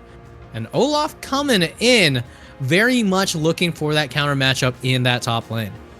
Yeah, I actually wouldn't mind seeing the Ziggs rounding out the bot lane here with Braum and throwing Tristana back into the mid lane to fight up against the Ezreal. I think that the Ziggs wouldn't be a bad matchup against the Ezreal. However, I think that throwing the Ziggs into the bot lane, which is looking like we have an Olaf support, according to... No. Swap around. Yeah, okay, we do have to swap it around. Okay, so no, it is Ornn support. Just a little bit of swapperoo here in your heads before we get on into the rift. But the Ziggs APC I can deal with. I think there are some statistics. You know, Riot developers themselves have been saying that people don't know how to play against AP bot laners for some reason. So maybe, you know, this is the trump card that the Sunga Simps team is pulling out, and they want to put this Ziggs to absolutely scale up this bot lane, be an absolute menace, and who better to throw it up against than an Ornn? It's going to be really hard to dodge all of those abilities. Yeah, I love the Ziggs pick here, and I will also say, right, so right now we're getting a huge amount of invade there. Oh, this is the classic three-man in onto Geico. You can't be trapped like this, Geico! Coming out. One more stun. Who are they going to get the kill over? No, it was picked up by Fang over Fang. Unfortunately, they probably wanted to get that one over the Tristana, but the hole over the wall. Jaffe comes into the starter, and there's 2 kills already. We're not even 2 minutes in, and this Sunga Simps team, they want to take the momentum from last game and pull it straight into this game. Geico, no, you can't do that. That's the exact same strategy that SLR used to take a set off of AWE in the Mythic League back during the FOF days. I can't believe that we're actually seeing the return of these crazy strategies, and they're still working. I'm actually pissed. What the hell? I do want to mention, speaking of strategies, we have 3 TPs on the side of the Sunga Simps team. So no matter what, whatever fight you try to force out of this Art of War team, while you do have 3 TPs of yourself on the opposite side, gotta be careful, because any one of these players come in and swing the tide at any moment, and all 3 who are phenomenal at doing so. Tristana, Ziggs, and Jaffe on this corner. Phenomenal champions to be able to swing the tide of a fight at any moment. Now, Havoc is looking for the all-in. Axes are going to end up landing on a Jaffe. Jaffe, this time around, you're playing against a better level 1 champion, so got to be careful not to toss the lead that you just picked up for yourself in the top side. And that's going to be the win con for this team out of Sunga Simps as well. keep this Olaf from being able to scale early on into the later half of the game, because if you can keep him from hitting that power spike until the 20-minute mark, he's going to be far behind the rest of the pack. Yeah. Meanwhile, in the spot lane, we're just going to see the continual farm up for both of these teammates here. And I will say, so there's a lot that you can do with the Ziggs, right? So much of it is about pushing in, getting those tower plates, and then swapping the Ziggs around. But with the Tristana on your team, you don't actually have to play towards the super high tempo style, right? You can actually just play to scale, because once you get towards the later parts of the game, it doesn't matter how much gold you are down, you just need 5 seconds alone with a tower, and Tristana Ziggs can one-shot it with a single rotation, right? No matter how late the game goes, no matter how far behind the Sunga Simps fall, it could honestly turn into a huge problem for AWE, so that stress is always going to be weighing on their minds. Yeah, and we see Immortal looking for some sort of engage stun. Might be able to come out, but is unable to find that one off the concussive blast Fang or Fang this time around. We're going to be having neutral objective spawning in about a minute. Jaffe is caught out in a little bit of a predicament here. Has to burn the flash. The stun is going to be able to land out of the brand gank. And Jaffe has been slain out by Nostalgia into the top side. Going to give this Olaf a little bit of a shove under the tower and maybe a little bit of a reset to pick up a little bit more items to help him win out in this top side objective. We can see that the top side prio has already been picked up for this Art of War esports team. So they're probably going to be looking to play for those Void Grubs early on with a champion like Olaf on your team. Doesn't really surprise me. Yeah, meanwhile, we're looking at more ins here from the bot lane. Oh, here comes Utility. That's a great bounce back over off of the satchel. Geico is going to be able to go shrouded, but Luru is able to find the kill anyway. And with 35 seconds until the dragon is up and spawning, mid lane prio has already been picked up from Jeff God Gamer. This is like looking like an early secured dragon stacking for the Sunga Simps team, but right now they gotta focus pushing out this wave. Nostalgia's gonna be coming down in response as well. Jaffe is gonna pull Havoc into the wave. I still don't think you're in a position to win out the 1v1 right now, Jaffe, but you could prove me wrong. Havoc's gonna be able to hit level 5, not level 6, so no Ragnarok is gonna be online for the time being. Jaffe drops to a quarter of HP. He's gotta be careful. One more axe could be the death dealer. It lands, but so does the rock toss. Havoc's gonna be able to heal up off a couple of the minions and using those biscuits in his pocket, but nothing, no solo bolos in the top side just yet. Yeah, now I will say, Jaffe's Scar is something that I didn't necessarily anticipate seeing here. I really love the play from AWE to look to counterpick with that red side pick there. I mean, got the entire composition rounded out with that Olaf in the very end, the moment that you know for a fact that it is going to be that Skarner in the top lane. And Skarner, one of the picks that as a whole, the Sunga Simps... Oh, hold on. Jeff got nearly soloed in the mid side of True Rush. Not nearly enough, but the Chemtech Drake will be picked up from Art of War. Yeah, I mean, that's just how it is, as Art of War's mid laner has continually come out on top with so many of these trades, as Jaffe's just going to continue to suffer in this top lane. Look at how much worse it's been going over here. Now, we saw so many coin flips in that last game go in the way of FOF, but right now, the question is, who is the one coming out on top? And ProComps definitely has Art of War in the right position. Well, with the state of the game right now, it's looking like Art of War might be winning. Markot's going to be able to land a nice knock up against the wall. Utility Monster might have took it one step a little bit too far. The Cellular Division is going to end up getting procced. Markot's going to drop down to a quarter of HP. The kill is not going to be able to come out. He's just a little bit too tanky. His Fanger Fang's going to be able to tank up the shots from Geico to help get that jungler back online. Marquette maybe taking a little bit of an overstep there, but rooted up Geico is going to be able to stop Fanger Fang from being able to follow up on that. And we have a 2-level lead down in this top side, speaking of anti. Jaffe is level 6, whereas Havoc is just hit level 6, whereas Havoc is about to hit level 7. I don't know how. I guess Jaffe was on the brink of hitting level 5 when we came back to the top side earlier, because he was level 4 versus level 6, but now it seems that the gap has closed up just a little bit. Yeah, I mean, it's so rough in the top lane for Jaffe right now, as Havoc getting some much needed respite from that last game. I mean, last time it was Havoc playing that weak side top lane, playing to try to survive, and it just wasn't quite working out for the Udyr. But now on the Olaf, very much having a much better time here, as Jaffe just struggling to even pick up what farm is available for him. Definitely, for sure. All the while, I believe All-Star or Art of War was able to take the 3 Void Grubs as well as the first Dragons, and the neutral objectives going over in the favor of Art of War right now. The game, macro at least wise, is looking night and day between last game and this game. So far, it's seeming like it's all Art of War over the macro gameplay so far.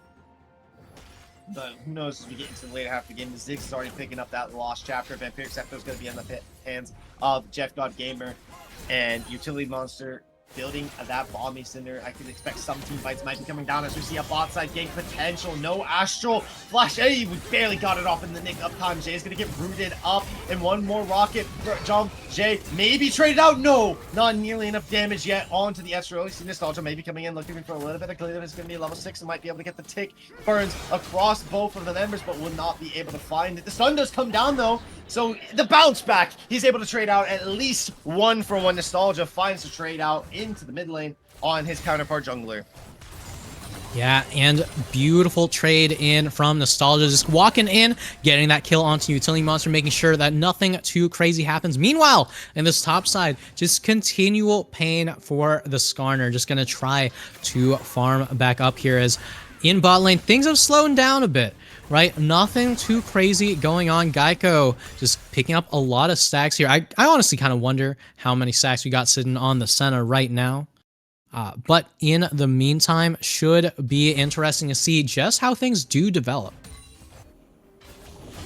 Yeah, have a little bit of minor issues here. We're going to be cut it straight to wait, hold on a second, as Markov's going to be engaging with Geico. The other group's going to be able to come down, forcing out the Braum ultimate, and Nostalgia, they're pushing into this jungle. The bounce fruit is coming into power as Nostalgia's going to be traded out. The big shutdown in the pockets of Jeff God Gamers as the Call of Force God's only going to be able to knock up the Braum. The Sun's going to be able to come down onto Jay. But I got to be careful. Markov already forcing out the flash of the Jeff God, and Fang over Fang trying to retreat back for his Tristana, person for the flash of his own. So he's going to be able to stun up Marquette for half of a second there. Luru has to burn the flash onto the Ziggs just to be able to try to get out, but I don't think he's going to be able to, as it's a double root coming down, and the kills will go over to Art of War.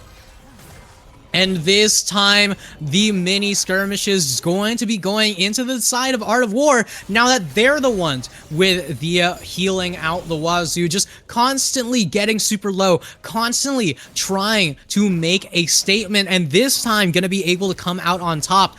This time gonna be able to push the leads, to push the opportunities that they thought they had in the game before. But this time around, now we're seeing Utility Monster falling behind, Luru and Fang over Fang just falling behind, and much more importantly, Jaffe not being that crazy super high damage rumble pick. He's turning out to be struggling a lot into this Olaf. Yeah, and that's kind of what interests me, that they opted to go for something like the Skarner for the top laner, for Jaffe there. I would have not minded if they wanted to do the Skarner route, seeing it pop into the jungle. Obviously, you want to see Utility on Monster and some sort of engage tool like he was on the Jarvan last time around. Had many engage opportunities that pushed this team into their win con. As we see Nostalgia coming into the mid lane, maybe trying to find some gank, and Geico is already in the mid lane as well. They really want to pressure out Jeff God Gaming here and pushing down into the Dragon, but it is already going to be started up. Nobody has respawned just yet. They're going to be moving down into the river just now. The Ragnar's going to be committed to Jeff. He's going to be able to get a turret shot. Havoc is forced to retreat away. Meanwhile, Marquez, I'm going to go find the knock-up. The other top's going to be able to come down. This Geico's going in, lands 1 Q, gets the root down on Fang for Fang. He's going to force him to commit the Realm ultimate. And Nostalgia's going to walk up, say thank you for the leash, and take the Cloud Dragon. It will be an Ocean Soul this time around as Havoc. One more back shot, but it does not matter. Jaffe pulls him under the tower, and it's a complete turnaround. Meanwhile, it's going to be the Sentinel, just not the nick of time to be able to save the mid laner out of Jeff God Gamer, and unfortunately, he falls out. J5 maybe looking for the Astral Flash, but is unable to clean up the kill onto utility there. Either who's just a nick of HP. Marcotte alone in this spot side. Going to be committing the call to Forge God. Do not underestimate the Ornn damage. It's going to be a double knock up here going down onto Luru. Can he get the kill on the Ornn? He will eventually, as Nostalgia and Geico come in for a little bit of the cleanup, and he's just going to be one happy little support Ornn and get those ones on over to his teammate. Get the set of stacking and get the scaling going. Yeah, and every single time it always turns out to be AWE on top right now. Right? It's just constantly playing coin flip. And last game, it was always coming out red side. This game, nothing really has changed. But the one thing that has changed is Art of War now on the red side, making use of that coin flip, always going that way. I don't know if Havoc can make this work. Might not be able to. Going forward, Jeff Goddess roamed up in here as well. It's one Ghost, Brock, CC, Immune, Ragnarok, Olaf, but all of those tools in your toolbox are not going to be enough to stop utility from putting you back into the shed. Meanwhile, Fang trying to hold out onto this mid lane. Nostalgia going to be able to find a great stun onto the Shauna and force out the rocket jump. He's going to be able to take the blast cone over and should find the kill here. No, misses out on the Q toss. Nostalgia's there for the kill, but it does not matter. Jeff God will fall to Nostalgia. One stun up on a Fang over Fang. Utility is going to come in for a little bit of cleanup. The Cellular Division is already going to get procced out. Geico coming in to be able to help out his team. The healing at Nostalgia for just a little bit longer and stall out the kill for the time being. Luru with the TP in, and then Nico time should be able to find out the 1-for-1 trade. A big shutdown into the pocket of the Ziggs AP carry, and the mid lane has been saved for now. All right, in the mid lane, finally in a position where you can actually play the game, but Jeff God right now just gonna have to teleport bot, try to stop some of these plays going down. Cilantro, we barely hit 14 minutes, and we're already over 20 kills. What the hell?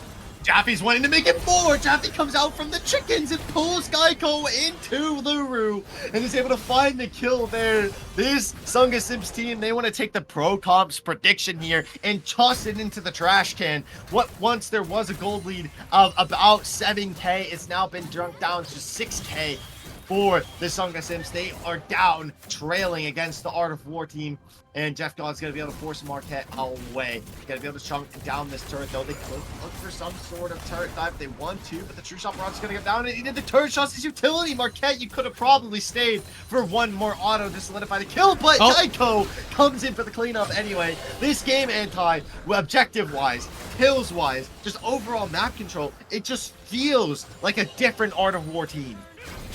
Yeah, not only does it feel like a different Art of War team, it feels like the same old from the Sunga Simps, always coin flipping, always hoping that they come out on top, but this time it's not quite going to go in their favors, and we're seeing it come out and pay dividends here. Just so much work just squandered by, you know, these fights just barely not going in their favor, and then all of a sudden you're 6K, 7K gold down.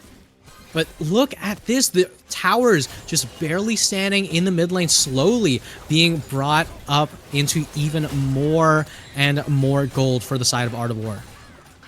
I gotta tell you, Anti, 15 minutes in with an over 9K gold lead just about for the side of Art of War is absolutely unheard of at this level. Like, that's crazy to me. True Shot Bron's gonna be able to just chunk down utility just a little bit. Is there an angle that the Sunga Simps come back from this kind of gold deficit? They've been losing out in the neutral objectives. Their objective bounties are going to be online. You've got no bounties on the side of kills, so those don't really matter. As we see, the slingshot's going to be charged up, engaged straight onto Geico off the Brawl. And the damage is there. It'll be a 2-for-1 and a tower trade. Make that. Fighting it back is the Art of War team. They don't give a damn about your double kill. They're going to keep pushing. Here's Jeff. Gamer's going to be able to push J5 underneath the turret and be able to trade out. That kill would be another 1-for-1 trade as Jaffe is going to be able to pull Marquette under the turret, but the turret shots don't mean anything against Marquette. Havoc's going to be going back in. Ragnarok is not online. It has just barely burned out, and that will be Jaffe finding the kill there. Marquette, the last one standing, and will eventually fall. A big shutdown in the hands of Jeff God Gamer. And that's one small way to work your way back into this game. I mean, like we said, right? That's a huge gold deficit to find yourself in. That's almost 8,000 gold between these teams. But one thing I do have to say, which is the same thing that I said at the very beginning, you've got Tristana Ziggs, right?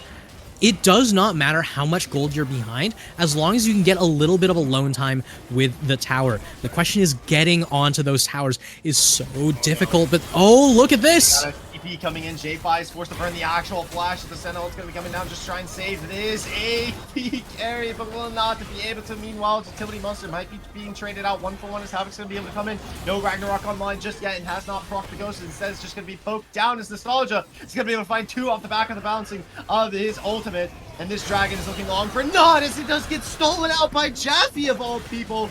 And it will be the retreat in play now for the members of Sunga Simps. But they get a dragon for their efforts. Yeah, Jaffe right now just gonna hop, skip away on the Scar, but one objective bounty, while it definitely feels good, does not feel as good as having the gold lead that AWE have. Look at just how much gold has been picked up here. And there's so much that we could say, but it turns out to just be something that we just repeat over and over again because it's just the gold lead. It's a wallet diff. Look at this. Getting trapped up under tower and still coming out. I can't get over it, man. Jaffe is coming in like a valet system and just taking people and bringing them to his teammates. It's absolutely absurd to watch. But like you mentioned, yeah, he pulls all of them under the tower, but it does not matter because they are able to live out anyway. Rocket jump from the walls, going to flash on Nostalgia. Unfortunately, he flashes straight into the waiting arms of 4 other members and a Jaffe, but he gets 1 for his troubles. Yeah. Trade 1-for-1 when you're in a 1v4 cutout situation is about the best that you could ask from Nostalgia here. In the meantime, we're seeing more Ezreal alone time with that top tower as Luru might be in trouble down here. Likely not going to get more out of that Call of the Forge God, but look at how much control AWE have. Yeah, and the items are there too. Sunga Sky will eventually be finished up for Havoc, so it does not matter. When he goes in with Ragnarok and Ghost, it's going to be almost nearly impossible to kill him out. It will be the Unending Spare only picked up in response so far out of Jaffe. Not nearly, I mean, he has the kills, right?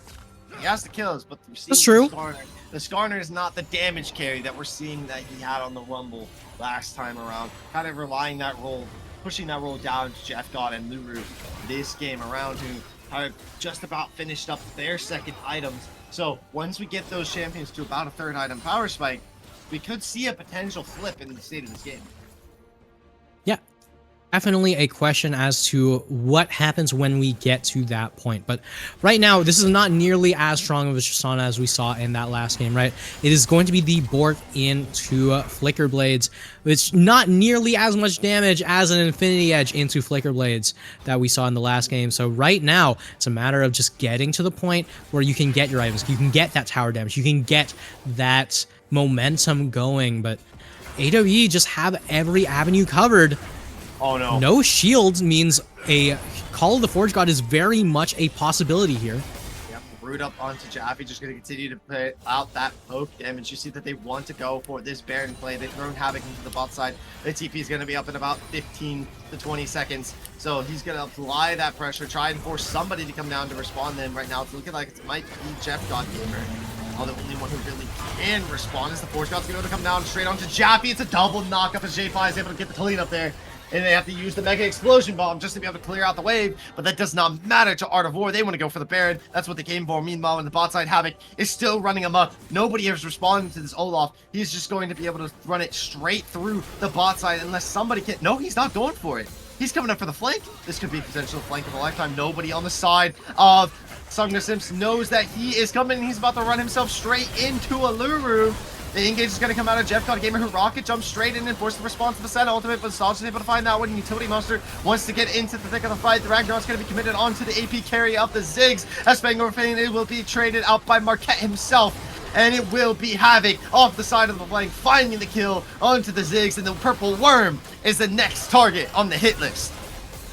And just like that, AWE just gonna continue to push their lead time and time again. It's always coin flip opportunities, but when you've got this much gold, you can just buy yourself a 2-headed coin, right? just constantly for the side of AWE, just gold on gold on gold. I have to see the gold lead between these two teams because this is absolutely ridiculous. Havoc just going to continue to push down this bot lane, right? 6 towers now to 0 from the side of FOF with 2 champions whose entire job is to take these towers. It's just unbelievable how much control AWE have this match. I have to agree with you there, Anti, but who knows? I mean, the gold lead has gone beyond 10k. You know, maybe this time around they want to face Chicken Push. You know, they didn't want to at the beginning of the game, but this time they're feeling confident, they're feeling strong. They might as well go for it. They feel unstoppable right now. But this Sunga Simps team, they're not going to go out without a fight. The Dex Dragon will be spawned up.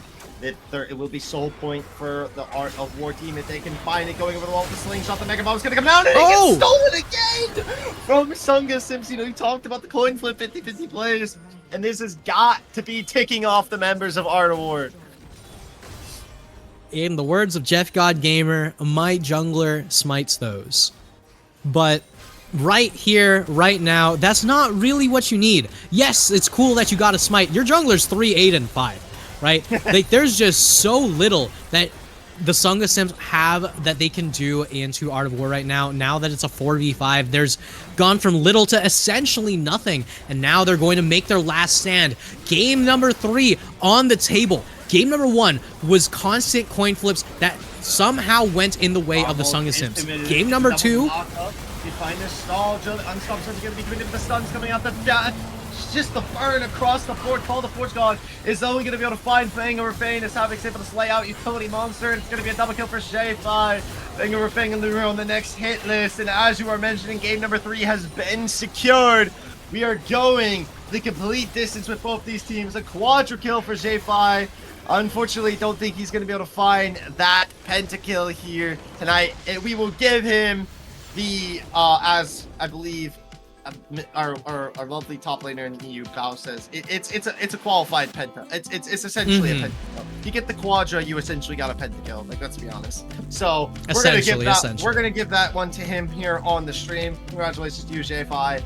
But wow, what a completely different game. Yeah, I mean, game number 1, as we were saying, just constant coin flips. Game number 2, also constant coin flips. Both times, always going to the side of red side.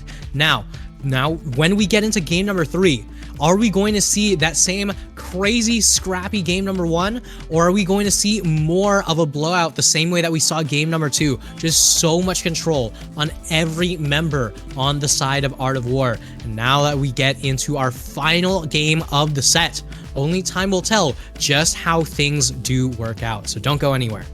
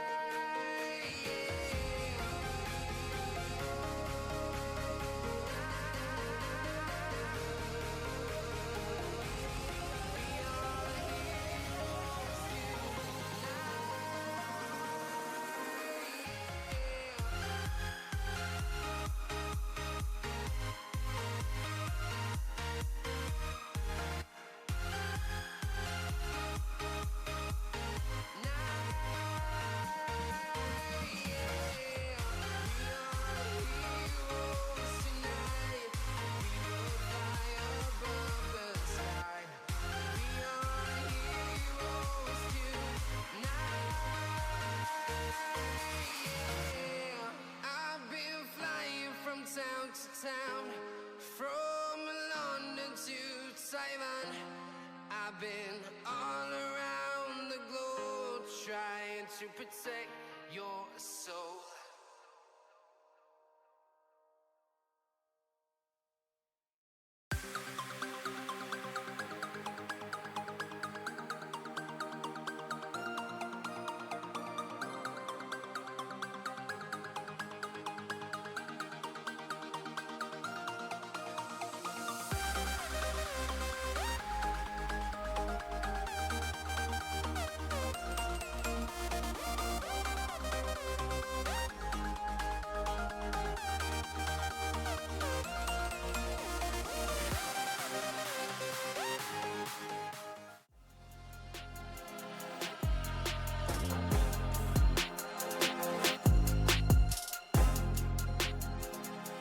All right, everybody, welcome back. We're just about to get game number 3's draft at least underway.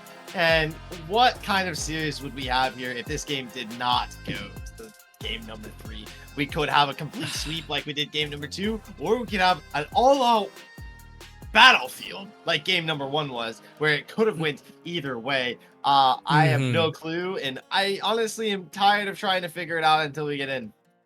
Yeah, I mean, it's just so difficult, right? To really predict what's going to happen, predict what's going to come on out. The only things that we've seen that are consistent does happen to be that just on a mid. That's it. That's literally it. That's the only thing that's consistent here, right? Everything else is just like, maybe it's good, maybe it's meta, maybe it's just a comfort pick. Who knows, right? But so much of these drafts, these games have been adaptation on adaptation on adaptation. And one thing I will say for a little bit of adaptation, both times the red side would come out on top, and both times the team that pro comps decided had the better draft ended up playing to the best of their ability and coming out on top with those drafts. Maybe you should get pro comps. Yeah, I mean, the proof is in the pudding. I don't know what else to say, man. It sounds like you need to install pro comps. Exactly. But as we get into the swing of things, this is game number 3. Once again, these two teams, a storied history going toe-to-toe. It's honestly incredible that we could get a storied history the first time that these two teams duke it out against each other in the Titan Esports Immortal League. I am just so happy that the two of us were able to be here for this, and we have got a series on our hands. Game number 3 draft, here we go. Yeah, and what better of a match we could have here? This is absolute chaos. It's absurdity. I don't think I've ever seen League of Legends played like this before, but everyone was warning me that this is what we had in store for us going into this game. And I am assuming that, we don't see it, but there might even be some trash talk happening in the lobbies within the game. I wouldn't put it past me if there was some banter between these two teams. And I'm pretty sure that across them, they all know each other in some way or fashion. There's a couple players on the other team that know the players on the other team. And after this game, they're going to be in DMs, just having it over their heads. Just a couple quick statistics. Both these two teams hunting for their first win. If you're joining the broadcast now, as we are in game number 3, they both have picked up their first map win of the Titan Immortal League, and they are both hunting for their first overall game win, as AWE has joined the league a little bit late. They are filling in for a team that ended up dropping out after week number 2, I believe it was. Or no, it was week 1. They dropped out of week 1. AWE played week 2. We're in week 3 now. So that's the state of where we are right now. And either way, these two winless teams, unfortunately, can't go home winless. Somebody has got to end it right here and right now. Yeah, someone's got to pick up their first series win here.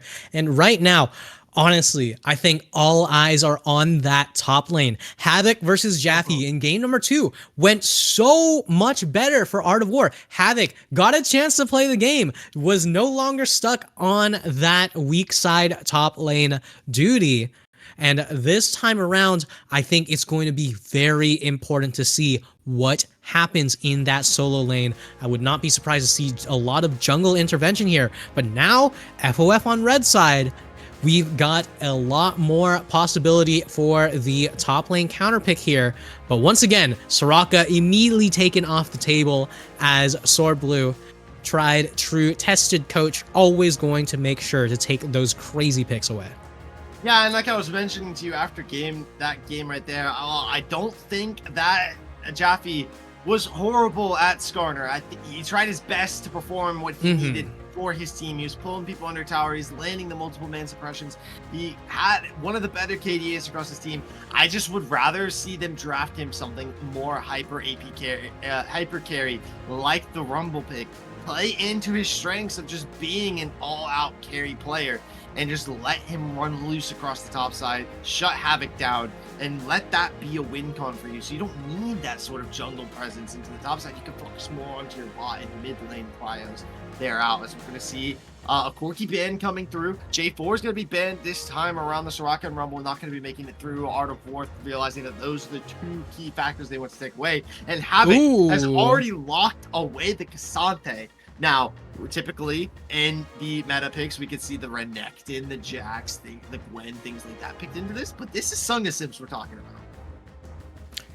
So, now that we have the brand picked up for the Sunga Simps, I would not be too surprised to see this going into the mid lane. We might be seeing it go into the bot lane. Who knows? I mean, we have not seen Luru play a single standard AD carry just yet, but there is the Sejuani, which we've been seeing banned over and over and over again. And more importantly, something that we've seen Utility Monster play over and over and over again, right? This is a pick that you have to be so careful of. And this does prepare me for one thing that I hope to God I don't have to see.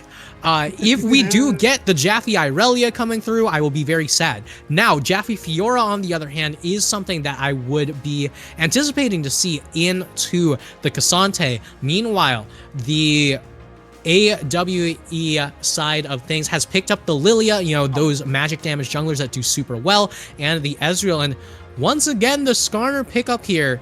And this doesn't go so well in game number 2, so it's a question as to game number 3. As far as laning goes, what's going to be on the table? I don't really like this, and especially not into Cassante. I mean, I think it'll be okay if Cassante goes in, you know, you grab him and you pull him away, you suppress him. Like, I think in the team fighting, it'll be okay, but I feel like in laning, you're just going to get shoved in. It's going to be really difficult to deal with, and maybe they have something cooking up. Who knows? I like the Lilia picked up. We saw the Ezreal into the Hey, Cilantro. What's up? Sorry, so that's a Braum and Janna ban. This might be a Skarner support. Could be. That could be interesting. Leona's picked up, or it could be Okay. Leona Brand. Could be Leona Okay. Brand bot lane. It could be Leona Brand. I think it would be Leona Brand bot lane, Skarner top, Sejuani jungle. It makes more sense to me.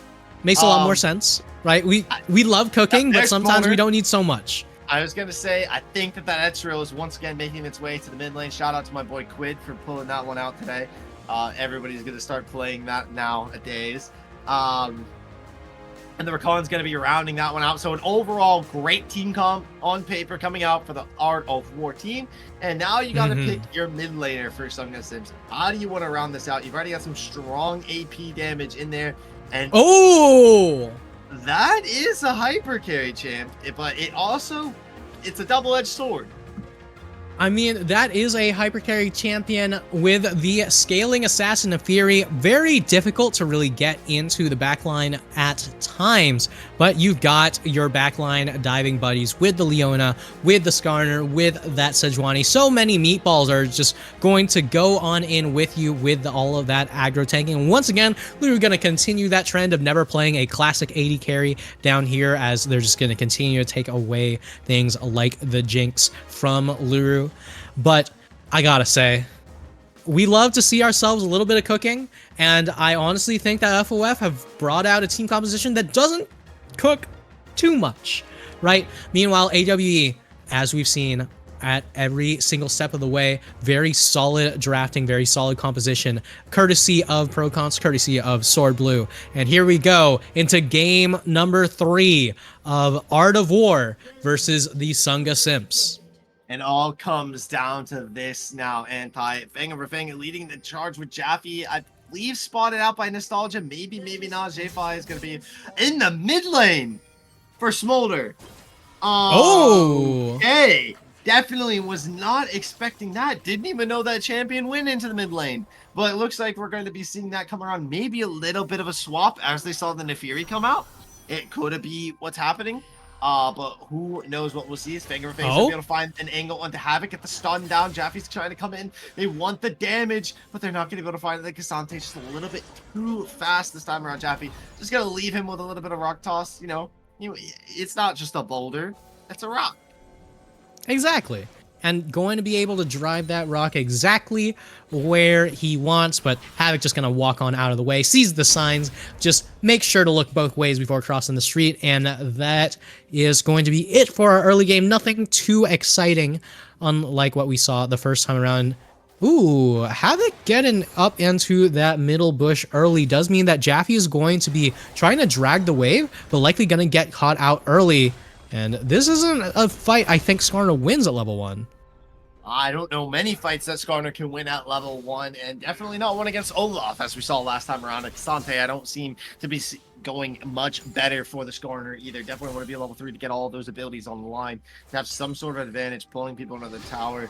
But for now, into this bot side, I'm excited to see Luru and Fang over Fang once again coming at it with the brand Leona. You know, you were mentioning cooking, and I feel like Luru is very excited to get some things burning up into this bot side. Geico is going to get that level 2 advantage. Marquette's going to get a grand entrance knock up on Fang over Fang, but nothing's going to be able to come out of that.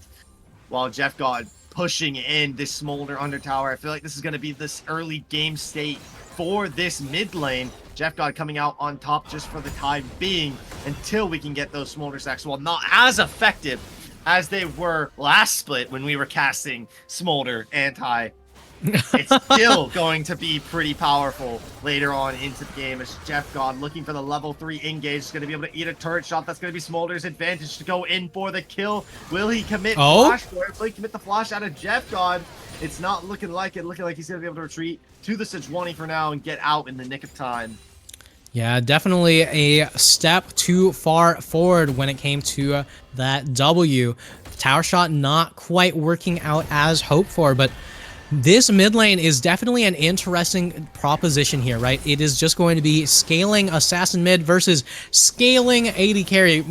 Honestly, you could argue the scaling AD carry of scaling AD carries, with the Smolder just always looking to output this physical damage, always looking to put yourself into a good position here. But I gotta say, right, you've got a case of double melee solo lanes. So that means that Utility Monster has a very strong avenue to always go on in, but instead it's to the bot lane, which not quite going to be able to land that engage here, as Luru and Fang over Fang just going to continue to stay afloat.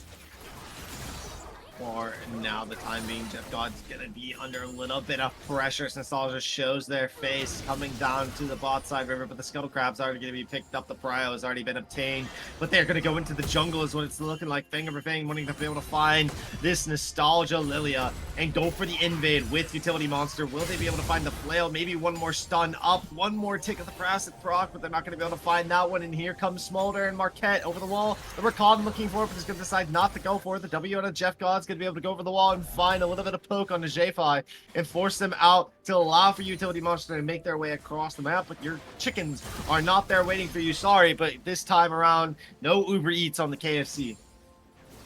Yeah, as Luru and Fang over Fang, once again, right, we get a little bit of a chance to breathe. Right? I know, Cilantro, that you weren't too happy about just how much fighting it always was, constantly just these players shoving themselves in towards one another, just always looking for the fights. Instead, now we're just getting calm, collected trades, just the classic laning. And as far as the team compositions go, I honestly think that both of these team compositions are very well crafted. It's a question as to who comes out on top the later the game goes. But Jaffe tending to struggle into the the Cassante, and I'm not sure if the Skarner's quite going to be able to match up. Meanwhile, big trade in the bot lane, but nothing too crazy just yet. Yeah, it's really one of those champions that can do very well on his own. Unfortunately, Brand is not, and is going to get chunked down there. It's going to be a great dash out of Utility Monster into Shade Life. The Dragon's going to be able to fly away. The Fast Brock's going to be able to come down, but it's going to be all for nothing.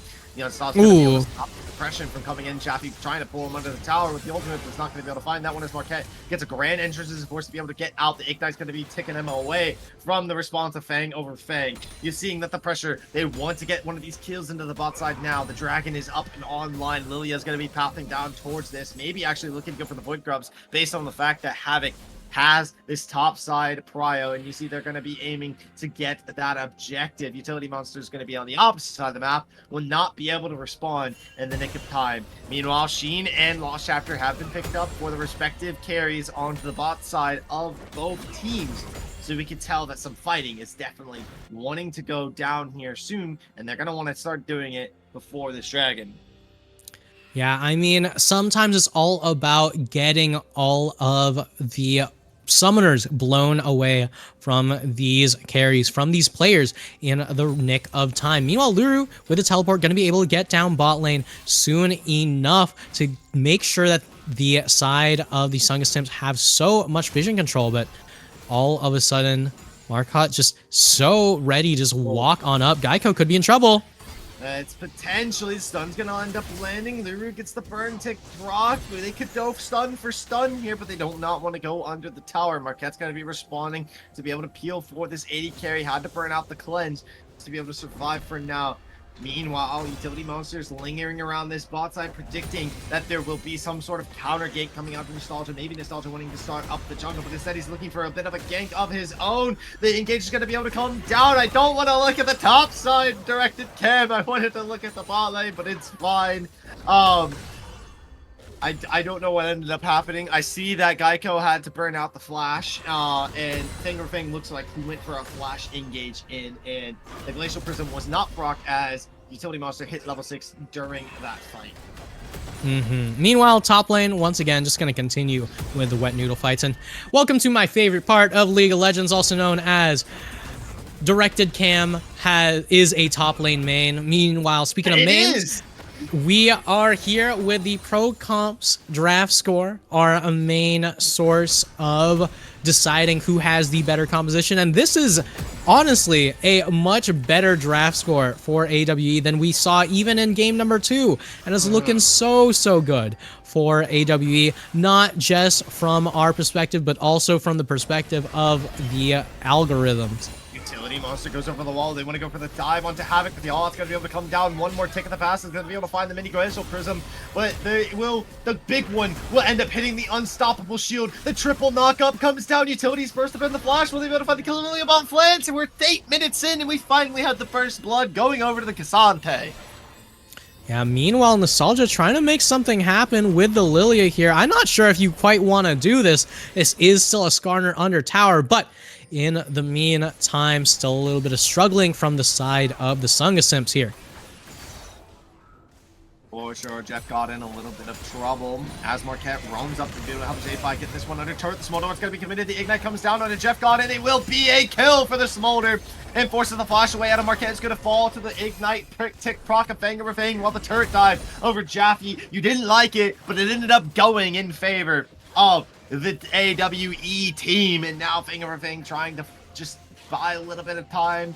Maybe, you know, push this wave out for his jungler. Ooh, gets a nice root under the Oh my god! Comes down, the TP is coming in. Jeff gone. Fang over Fang just solo bolos the Smolder in the mid lane. Yeah, I mean, you mentioned he was an 80 carry player, but holy.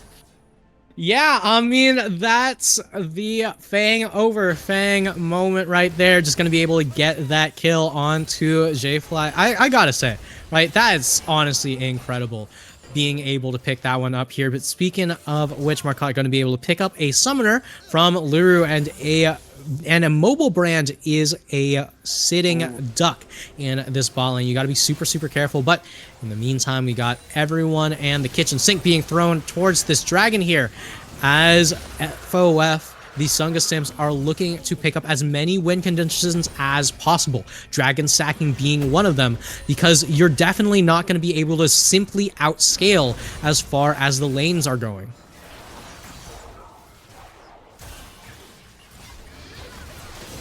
Alright, but watch this bot lane here as we're getting more and more coming on in. Luru barely going to survive from that one, as Geico and Marcotte just honestly not taking too much damage from this brand just yet. The brand needs the time to scale up, needs the time to be in control, but until you can get even more, it's going to be a while until you can actually see the damage coming through.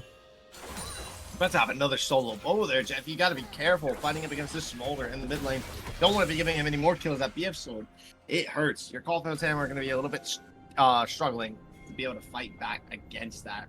Meanwhile, the full top side objectives have been picked up for the side of AWE, while the dragon scaling will have begun for the Sunga Simps. We've already got nearly a 2k gold lead. Jeff God committing the ultimate here. Spangler Ring's going to be coming in. The Smolder comes down, but they're unable to find the pick on the Jeff God, who barely gets the shield in the nick of time. It's looking like it's going to be a double here as they commit the Glacial Prism down. Both of the kills going on over to Utility Monster, but the Lilia maybe coming in for a little bit of cleanup. Maybe if that ball had hit all members, you can see the lullaby block, and she goes in for some cleanup, but instead she's just going to opt to come around to the tower, clean up the wave, and push it back on out. Yeah, and those kills going over to Utility Monster, honestly, a little bit disappointing for the side of the Sunga Simps here. But look at this, right? So, J-Fly just sitting in this mid lane, trying to pick up this tower, gets one snot bubble, and immediately goes for lethal Fang over Fang. Just what in the world was that? I'm not even sure if that was a punish. That honestly felt like it might have just been a well-timed Zenith Blade, and the reaction to realize that J-Fly had picked up that tower aggro. In the meantime, top lane is gonna get a decent bit of CC going, but Asante could just go ahead and W out to safety. Yeah, definitely was going to end up happening there. And meanwhile, on the mid side, it will be Jeff God push that Gunner's wave as Fang over Fang. We just saw him in the replay, but he wants to keep going forward. The quickness is going to be committed on the Lure as well as the impact of the heal off of the level up is going to be nearly just enough to keep the brand alive. You threw everything in the kitchen sink straight at him, but it will not matter. Fang over Fang gets the solar beam down. A double kill for him. Are we sure he's not playing AD carry right now? Yeah, speaking of which, Jaffe in a lot of trouble right here. Just constantly going down in the top lane. So much focus from the side of Nostalgia. The Lilia just continually going to be able to pick up more and more gold. And I said that we're going to see a lot of top lane focus here, and we are seeing quite a bit of it. Meanwhile, Jeff God Gamer with the Nefiri just going to try to pick up as many plates as possible. The pack going to fall under tower, but Fang or Fang, so bloodthirsty. Yeah, this man 4-0 on a Leona. I don't think I've ever seen anybody as bloodthirsty as him on Leona. I want to start seeing him start building damage items. You know what? Buy Sundered Sky, Fang of Fang, do it. Buy Sundered Sky, buy Black Cleaver. Buy it all right now. Just buy it all. Become Bruiser Leona. Just 1v9. Hey, you can do it. Can we just get a quick check? Am I reading that right? Is that the correct support item on Fang over Fang? Is that... Oh my god. He's doing it. So, yeah, that's quite a bit of damage on the Leona, it seems. He's doing it for sure. And I am all here for it. In game number 3, might as well go full balls to the walls. The gold lead that was minimally there is already dwindled down. Smolder's going to be committed as the engage from Jeff God Gamer comes down. One more strike of the lethality. He's going to flash for this. Interestingly enough, under the turret, he finds the kill. The Eclipse Shield comes down, but he's got to be careful now because the Nostalgia wants to be able to catch him out. But Jaffe comes down in the nick of time, as well as Fang over Fang is there for the peel for the mid laner of the Sunga Simps. And now they're going to turn their sights on over to this Rift Herald. The nice sleep ball is going to end up landing, but he gets just stunned and suppressed. Ours Havoc is looking to go full on in. Speaking of stunned and suppressed, he gets it done himself. That's one hell of a CC chain combo, shut down into the pockets of Utility Monsters. And, you know, we were talking about a full sweep. These fights are starting to feel like all Sunga Simps. Yeah, I cannot believe this. This is not Arena, so we're not going to be seeing any combo break. But right now, what the Sunga Simps are doing is they're looking for a way to break AWE's mental, and it is succeeding. The dubstep smite going through. Utility Monster going to be able to pick up a kill onto the Smolder once again. Still has another smite remaining for this dragon stacking. We are very, very unlikely to see a crazy recon steal, but what the hell? It was looking so good for Art of War until the Sunga Simps just get that one fight, just get that one opportunity, and all of a sudden, the one thing that this team composition has is CC on CC on CC. Like, I cannot believe just how little AWE has been able to play the game. Yeah, this is wild. We got a 5-1 Simswani and a 4-0 Leona, and what better way to close out a game if you're the Sunga Simps than to have those two players as your carry champions in the game right now.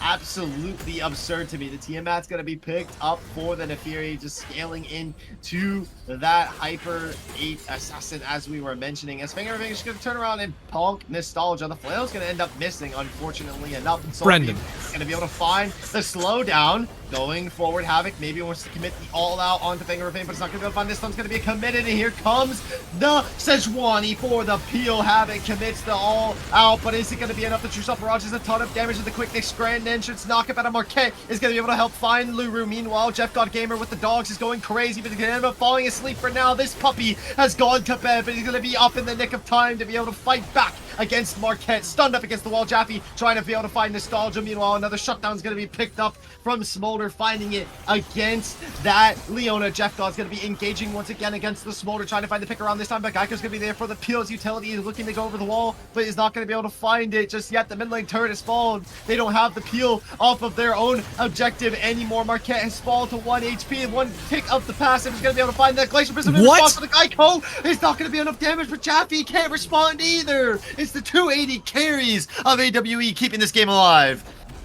Yeah, and every single time we have anything good to say about either of these teams, the other team decides to throw it all into the garbage, just always looking to find ways how to not only get their advantages back, but to throw them back into the laps of their opponents.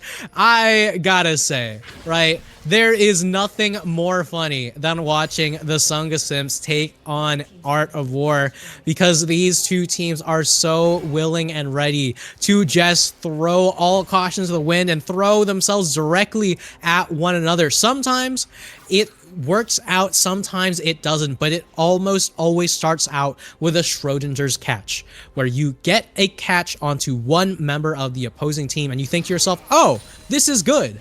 And until you actually commit to the catch, you don't know whether or not the pick is actually a real thing. You don't know whether or not it's your team that survives or their team that survives. So honestly, I don't know where the direction of this game is going at all, because we saw before where Art of War has the gold lead, then all of a sudden Sunga Simps take the lead.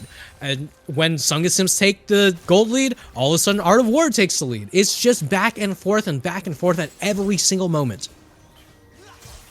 I have to agree with you there. We got about 145 to the next dragon. It's looking like this utility monster trying to find some sort of pressure here. It's got to be careful. Smolder might be able to walk up and deal a ton of damage. Spear of Surgeon and Essence Reaver have been picked up. So it's 2-item Smolder. Definitely something you don't really want to fight against at the time. Eclipse is on in, as well as the second item is online for Jeff God. So if he can find the angles on his back line, it could be substantial. Jaffe forced to retreat over the wall for the time being. Havoc has a little bit of that level lead. Jeff God Gamer might be caught out. Utility Monsters here for a little bit of the peel, but it's feeling like Nostalgia and J5. They want to keep pushing forward. They're feeling confident. They're feeling strong. They're feeling unstoppable. And 1 minute into this dragon, I do not blame them going into this one. Yeah, honestly, this is where it all comes to fruition. You got 2 items on both of the mid laners. You got Jeff God Gamer and J5 just going toe-to-toe. Once again, top lane going to be Directed Cam's favorite subject, as we're going to be getting a scuffle soon in the bot lane here, as Rift Herald also coming on through. I do not understand its means with the top lane. Director Cam has got to be a top lane main. I swear to God, there's so much happening in the bot lane. I'm just going to make sound effects. Pew! Ezreal goes by. Oh no, Nefiri, I'm trying to recall. Oh, Rakan, I cannot stop the recall. We need to go forward on to fight the team Smolder. I've got ultimate. Let's go in and fight. I've already used my ultimate, and we're going to kill the turret. Oh, look, now it's dead. See, I commentated all that. Beautiful stuff, but also is here going to be the ultimate whiff on the solar flare. Luru has a little bit of a flank in timing. True shot barrage this time around. It comes out as the brand ultimate gets committed. Finger Babe trying to find a killer. J5 is able to get that one. And the engage off of Jeff God Gamer. It's substantial. The bounce is back and forth off of the brand ultimate. It's doing a ton of damage. A shutdown onto one of the 80 carries. It's another shutdown. And this was complete turnaround off the TP in from Luru on the brand. And that was so unbelievable from the side of the Sunga Simps. Ariri, the owner of Art of War, making an appearance in Twitch chat. Man, it's been a while, and still in the end, Jeff God Gamer seems to be standing in the way with the Nefiri. Havoc now looking for an opportunity to steal, but not quite going to go for it, as Luru and Jeff going to be able to take that dragon out so fast. The dragon stacking win condition is here upon us. One more dragon for that Chemtech soul, which honestly means so much for this team. I have to agree with you there. And if you mentioned good old Jeff God Gamer, if we could one more time, for those of you who are new to us and joining the stream of production, we could pull up the statistic that Jeff God Gamer has absolutely been dominating this Art of War team throughout his career. I believe it was 2-10 against this team until today. It could be 3-10. It could be 11. I think it's 3-11. It could be. Well, I think the statistic said 2-10. So it's 3-11 now. Yes. It could be. But we see Jeff God going for another engage off of the solar beam on the Shy Fly. One more kill will be able to find that. The Smolderer comes down. It's going to be one drowsy puppy once again as they try to retreat this side. As Geico finds a great shot onto Banger and the all-out's going to be pulling out Luru. The AP carry is going to be committed onto by Havoc as Jeff God is going insane in the mid lane. Finds a kill onto Marquette, and Havoc is once again coming back into the fight. Got to be careful because Jaffe is there and he is full HP. Havoc's going to be getting poked out. The Glacier Prism has not been committed yet either. They're going for the engage. The Unstoppable is going to be able to come down. The passive is going to come out. The Glacier Prism is going to go so wide. I felt it come in through my window. It's getting a little bit chilly in here as this Sunga Simps team picks up the scruffle in the mid lane. Yeah, and once again, it turns into an even trade of kills, but also, once again, nothing really comes of these fights. It's just going to be fight after fight after fight. Super bloodthirsty games, and I gotta say, the one thing that just makes no sense after all that is, how is Jaffe still sitting there full health at the end of the entirety of it? This is a Skarner. This is a frontliner. This is a man who's actively participating in these fights and still not getting focused a single time, just able to walk right on through. I have no clue, but he's going to be able to recall here. He's got the TP online. It's looking like positioning around the purple warren's going to be committed as more kick goes over the wall. Oh no, the grand entrance might be your grand downfall as Jeff God is able to kill out the support player. The engage on the Nostalgia is going to be next. It's going to be a lullaby, but it might be the one singing for that Sunga Simps are singing to AWE as Jeff God is putting them to rest this time around. Does not matter whose side the Lilia is on, as the Purple Worm will be next on the hit list for this assassin from the mid lane. There is absolutely no way. This Nefiri has scaled up so much. I have always hated the Demon Dog, but not as much as AWE certainly hates it right now.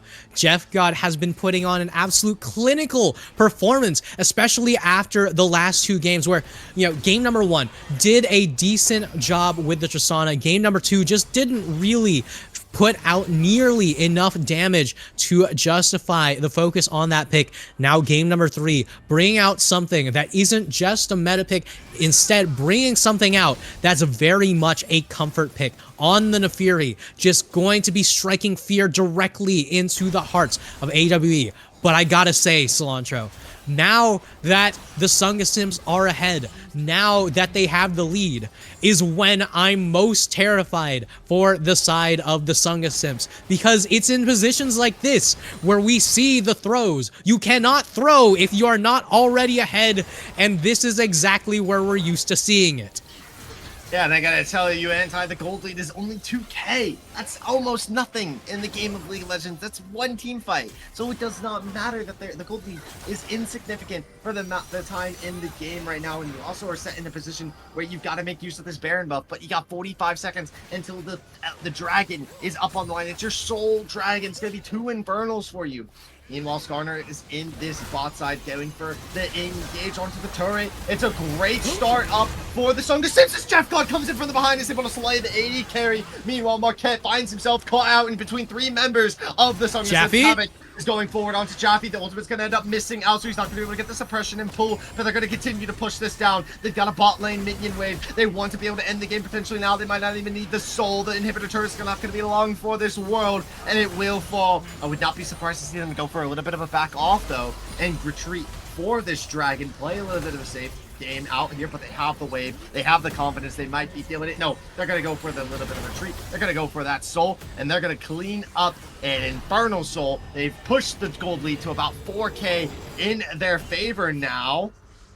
Yeah, and with 3 teleports, you have 3 people that you're able to just send back to base, to send back to buy, and this is a Chemtech Soul going straight over to the side of the Sunga Simps. Meanwhile, Art of War trying to find their way in, don't realize Jeff God Gamer's right in the wings, and here we go, the final fight of the game. Yeah, this is going. I'm looking for Fang over Fang. The Solar Beam is going to be back online in about 2 seconds. Shielding Monster gets a great lockup as Grand Entrance is going to be able to find that Sejuani. Going forward, the Unstop has already been used out of Havoc. They're pulling in the Sejuani as Jeff God finds the angle straight on into J5. Whoa! It's an absolute assassin masterclass. He picks up 2, looking to potentially find 3. Can he get it? Yes, he will. It will be the pentakill on the Demon Dog. Will he be able to find it? Nostalgia's next on the list. He's going for it, and he gets it. It's a pentakill in game number 3 on the Demon Dog. Jeff God Gamer says, "You will never beat me, AWE." You will never beat me, AWE. You will never take the final trophy away from Jeff God Gamer with a penta to stand in Ariri's way all the way to the end. The Nefiri reigns supreme, dies to the tower, but who cares? You've got so much alone time with the towers. This is certainly it for the side of AWE, but oh, hold on, never mind, it might have been a little too soon. Yeah, the quickness into the small door ultimate, it's a great combination there. Gonna get the charm out, but Fang over Fang's gonna be able to give his life as Jaffe will be able to retreat for now. And it feels like it's just a band-aid over the bullet holes of wounds Anti right now for this AWE team. Even if they get those resilient kills, you've got an open nexus on the map right now. And you've got a mental that after that performance of Jeff God Gamer, what he just did to you, it's got to be shattered. Yeah, I mean, an untimely demise for the Demon Dog. The only one able to take it out would be the tower, but let's watch this replay. A W straight to that back line. J5 just immediately deleted, and look at the Nefiri damage. This is the power of this scaling assassin flashing forward to get the Quadra, the Impale to guarantee the Penta, and everyone comes out on top on the side of Art of War. Once again, the only one falling being the one member who always finds a way to die in every fight, Utility Monster. Never change. Oh, but he gave his life for Jeff God Gamer's hell of a performance, and for that, we thank him. And right now, another purple worm is going to be spawned up in about a minute, and we see the positioning, the vision's going to be picked up. You know, you mentioned Anti, that because they had this lead, we were concerned for the Sunga Simps team, but I think that they're feeling even more confident that they have this lead. They want to get this mid lane pressure turned into. That's one thing that I can say they have not broken into yet. This mid lane is still got a tier 2 on the map. Jeff God going in once again is going legendary. Able to find another kill onto J5. Might get traded out here to the burn damage, but no, the Eclipse. Whoa! Can he get the healing? No, it will be a shutdown. Jaffe is inside of the base right now, causing a ruckus with the utility monster. They're able to find a pick onto Geico's. Luru is going to be burning down, burn for burn damage right now in this top side. Marquette is the last one standing. Fangover Flames may potentially hunting him down, but the TP's going to be coming into the base. And it feels like this game is all for naught gone. Chris, you were wrong. Don't try to act like you were right. And we all wanted it to be a 2-0, but the Sunga Simps take their first game in the Titan Esports League 2-1 in what we thought was going to be an AWE game. And once again, with everything on the line, nothing going in their favor, the Sunga Simps going to find a way to eke out their first win against the one team that they said they were confident at fighting. It is going to be the Sunga Simps taking it 2-1 over Art of War Esports, going to cement history into that playbook. I cannot believe we are still in 2024 seeing a Jeff God Gamer versus a Riri moment. FOF's been gone a while. I can't believe we're back. We are so back.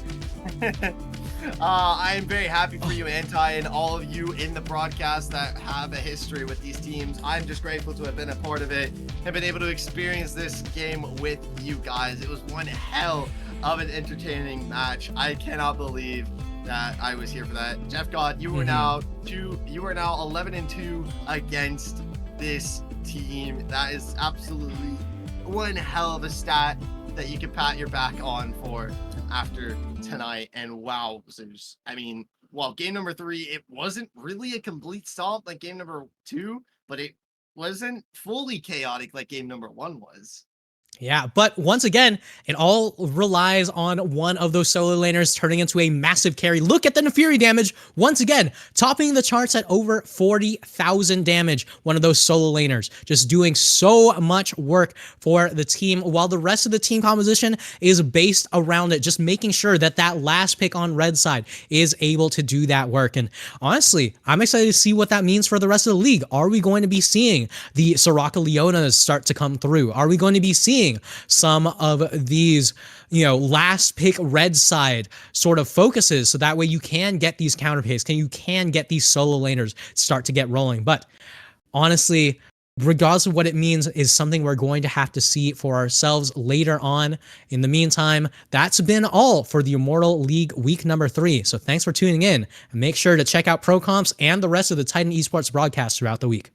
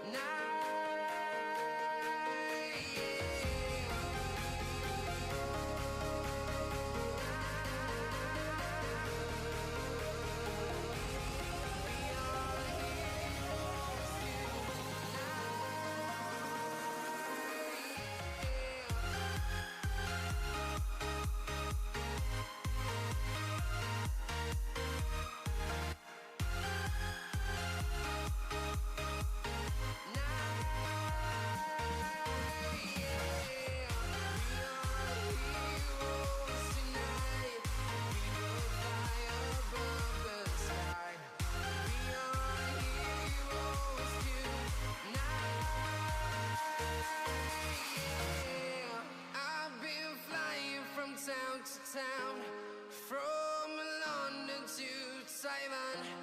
I've been all around the globe trying to protect your soul.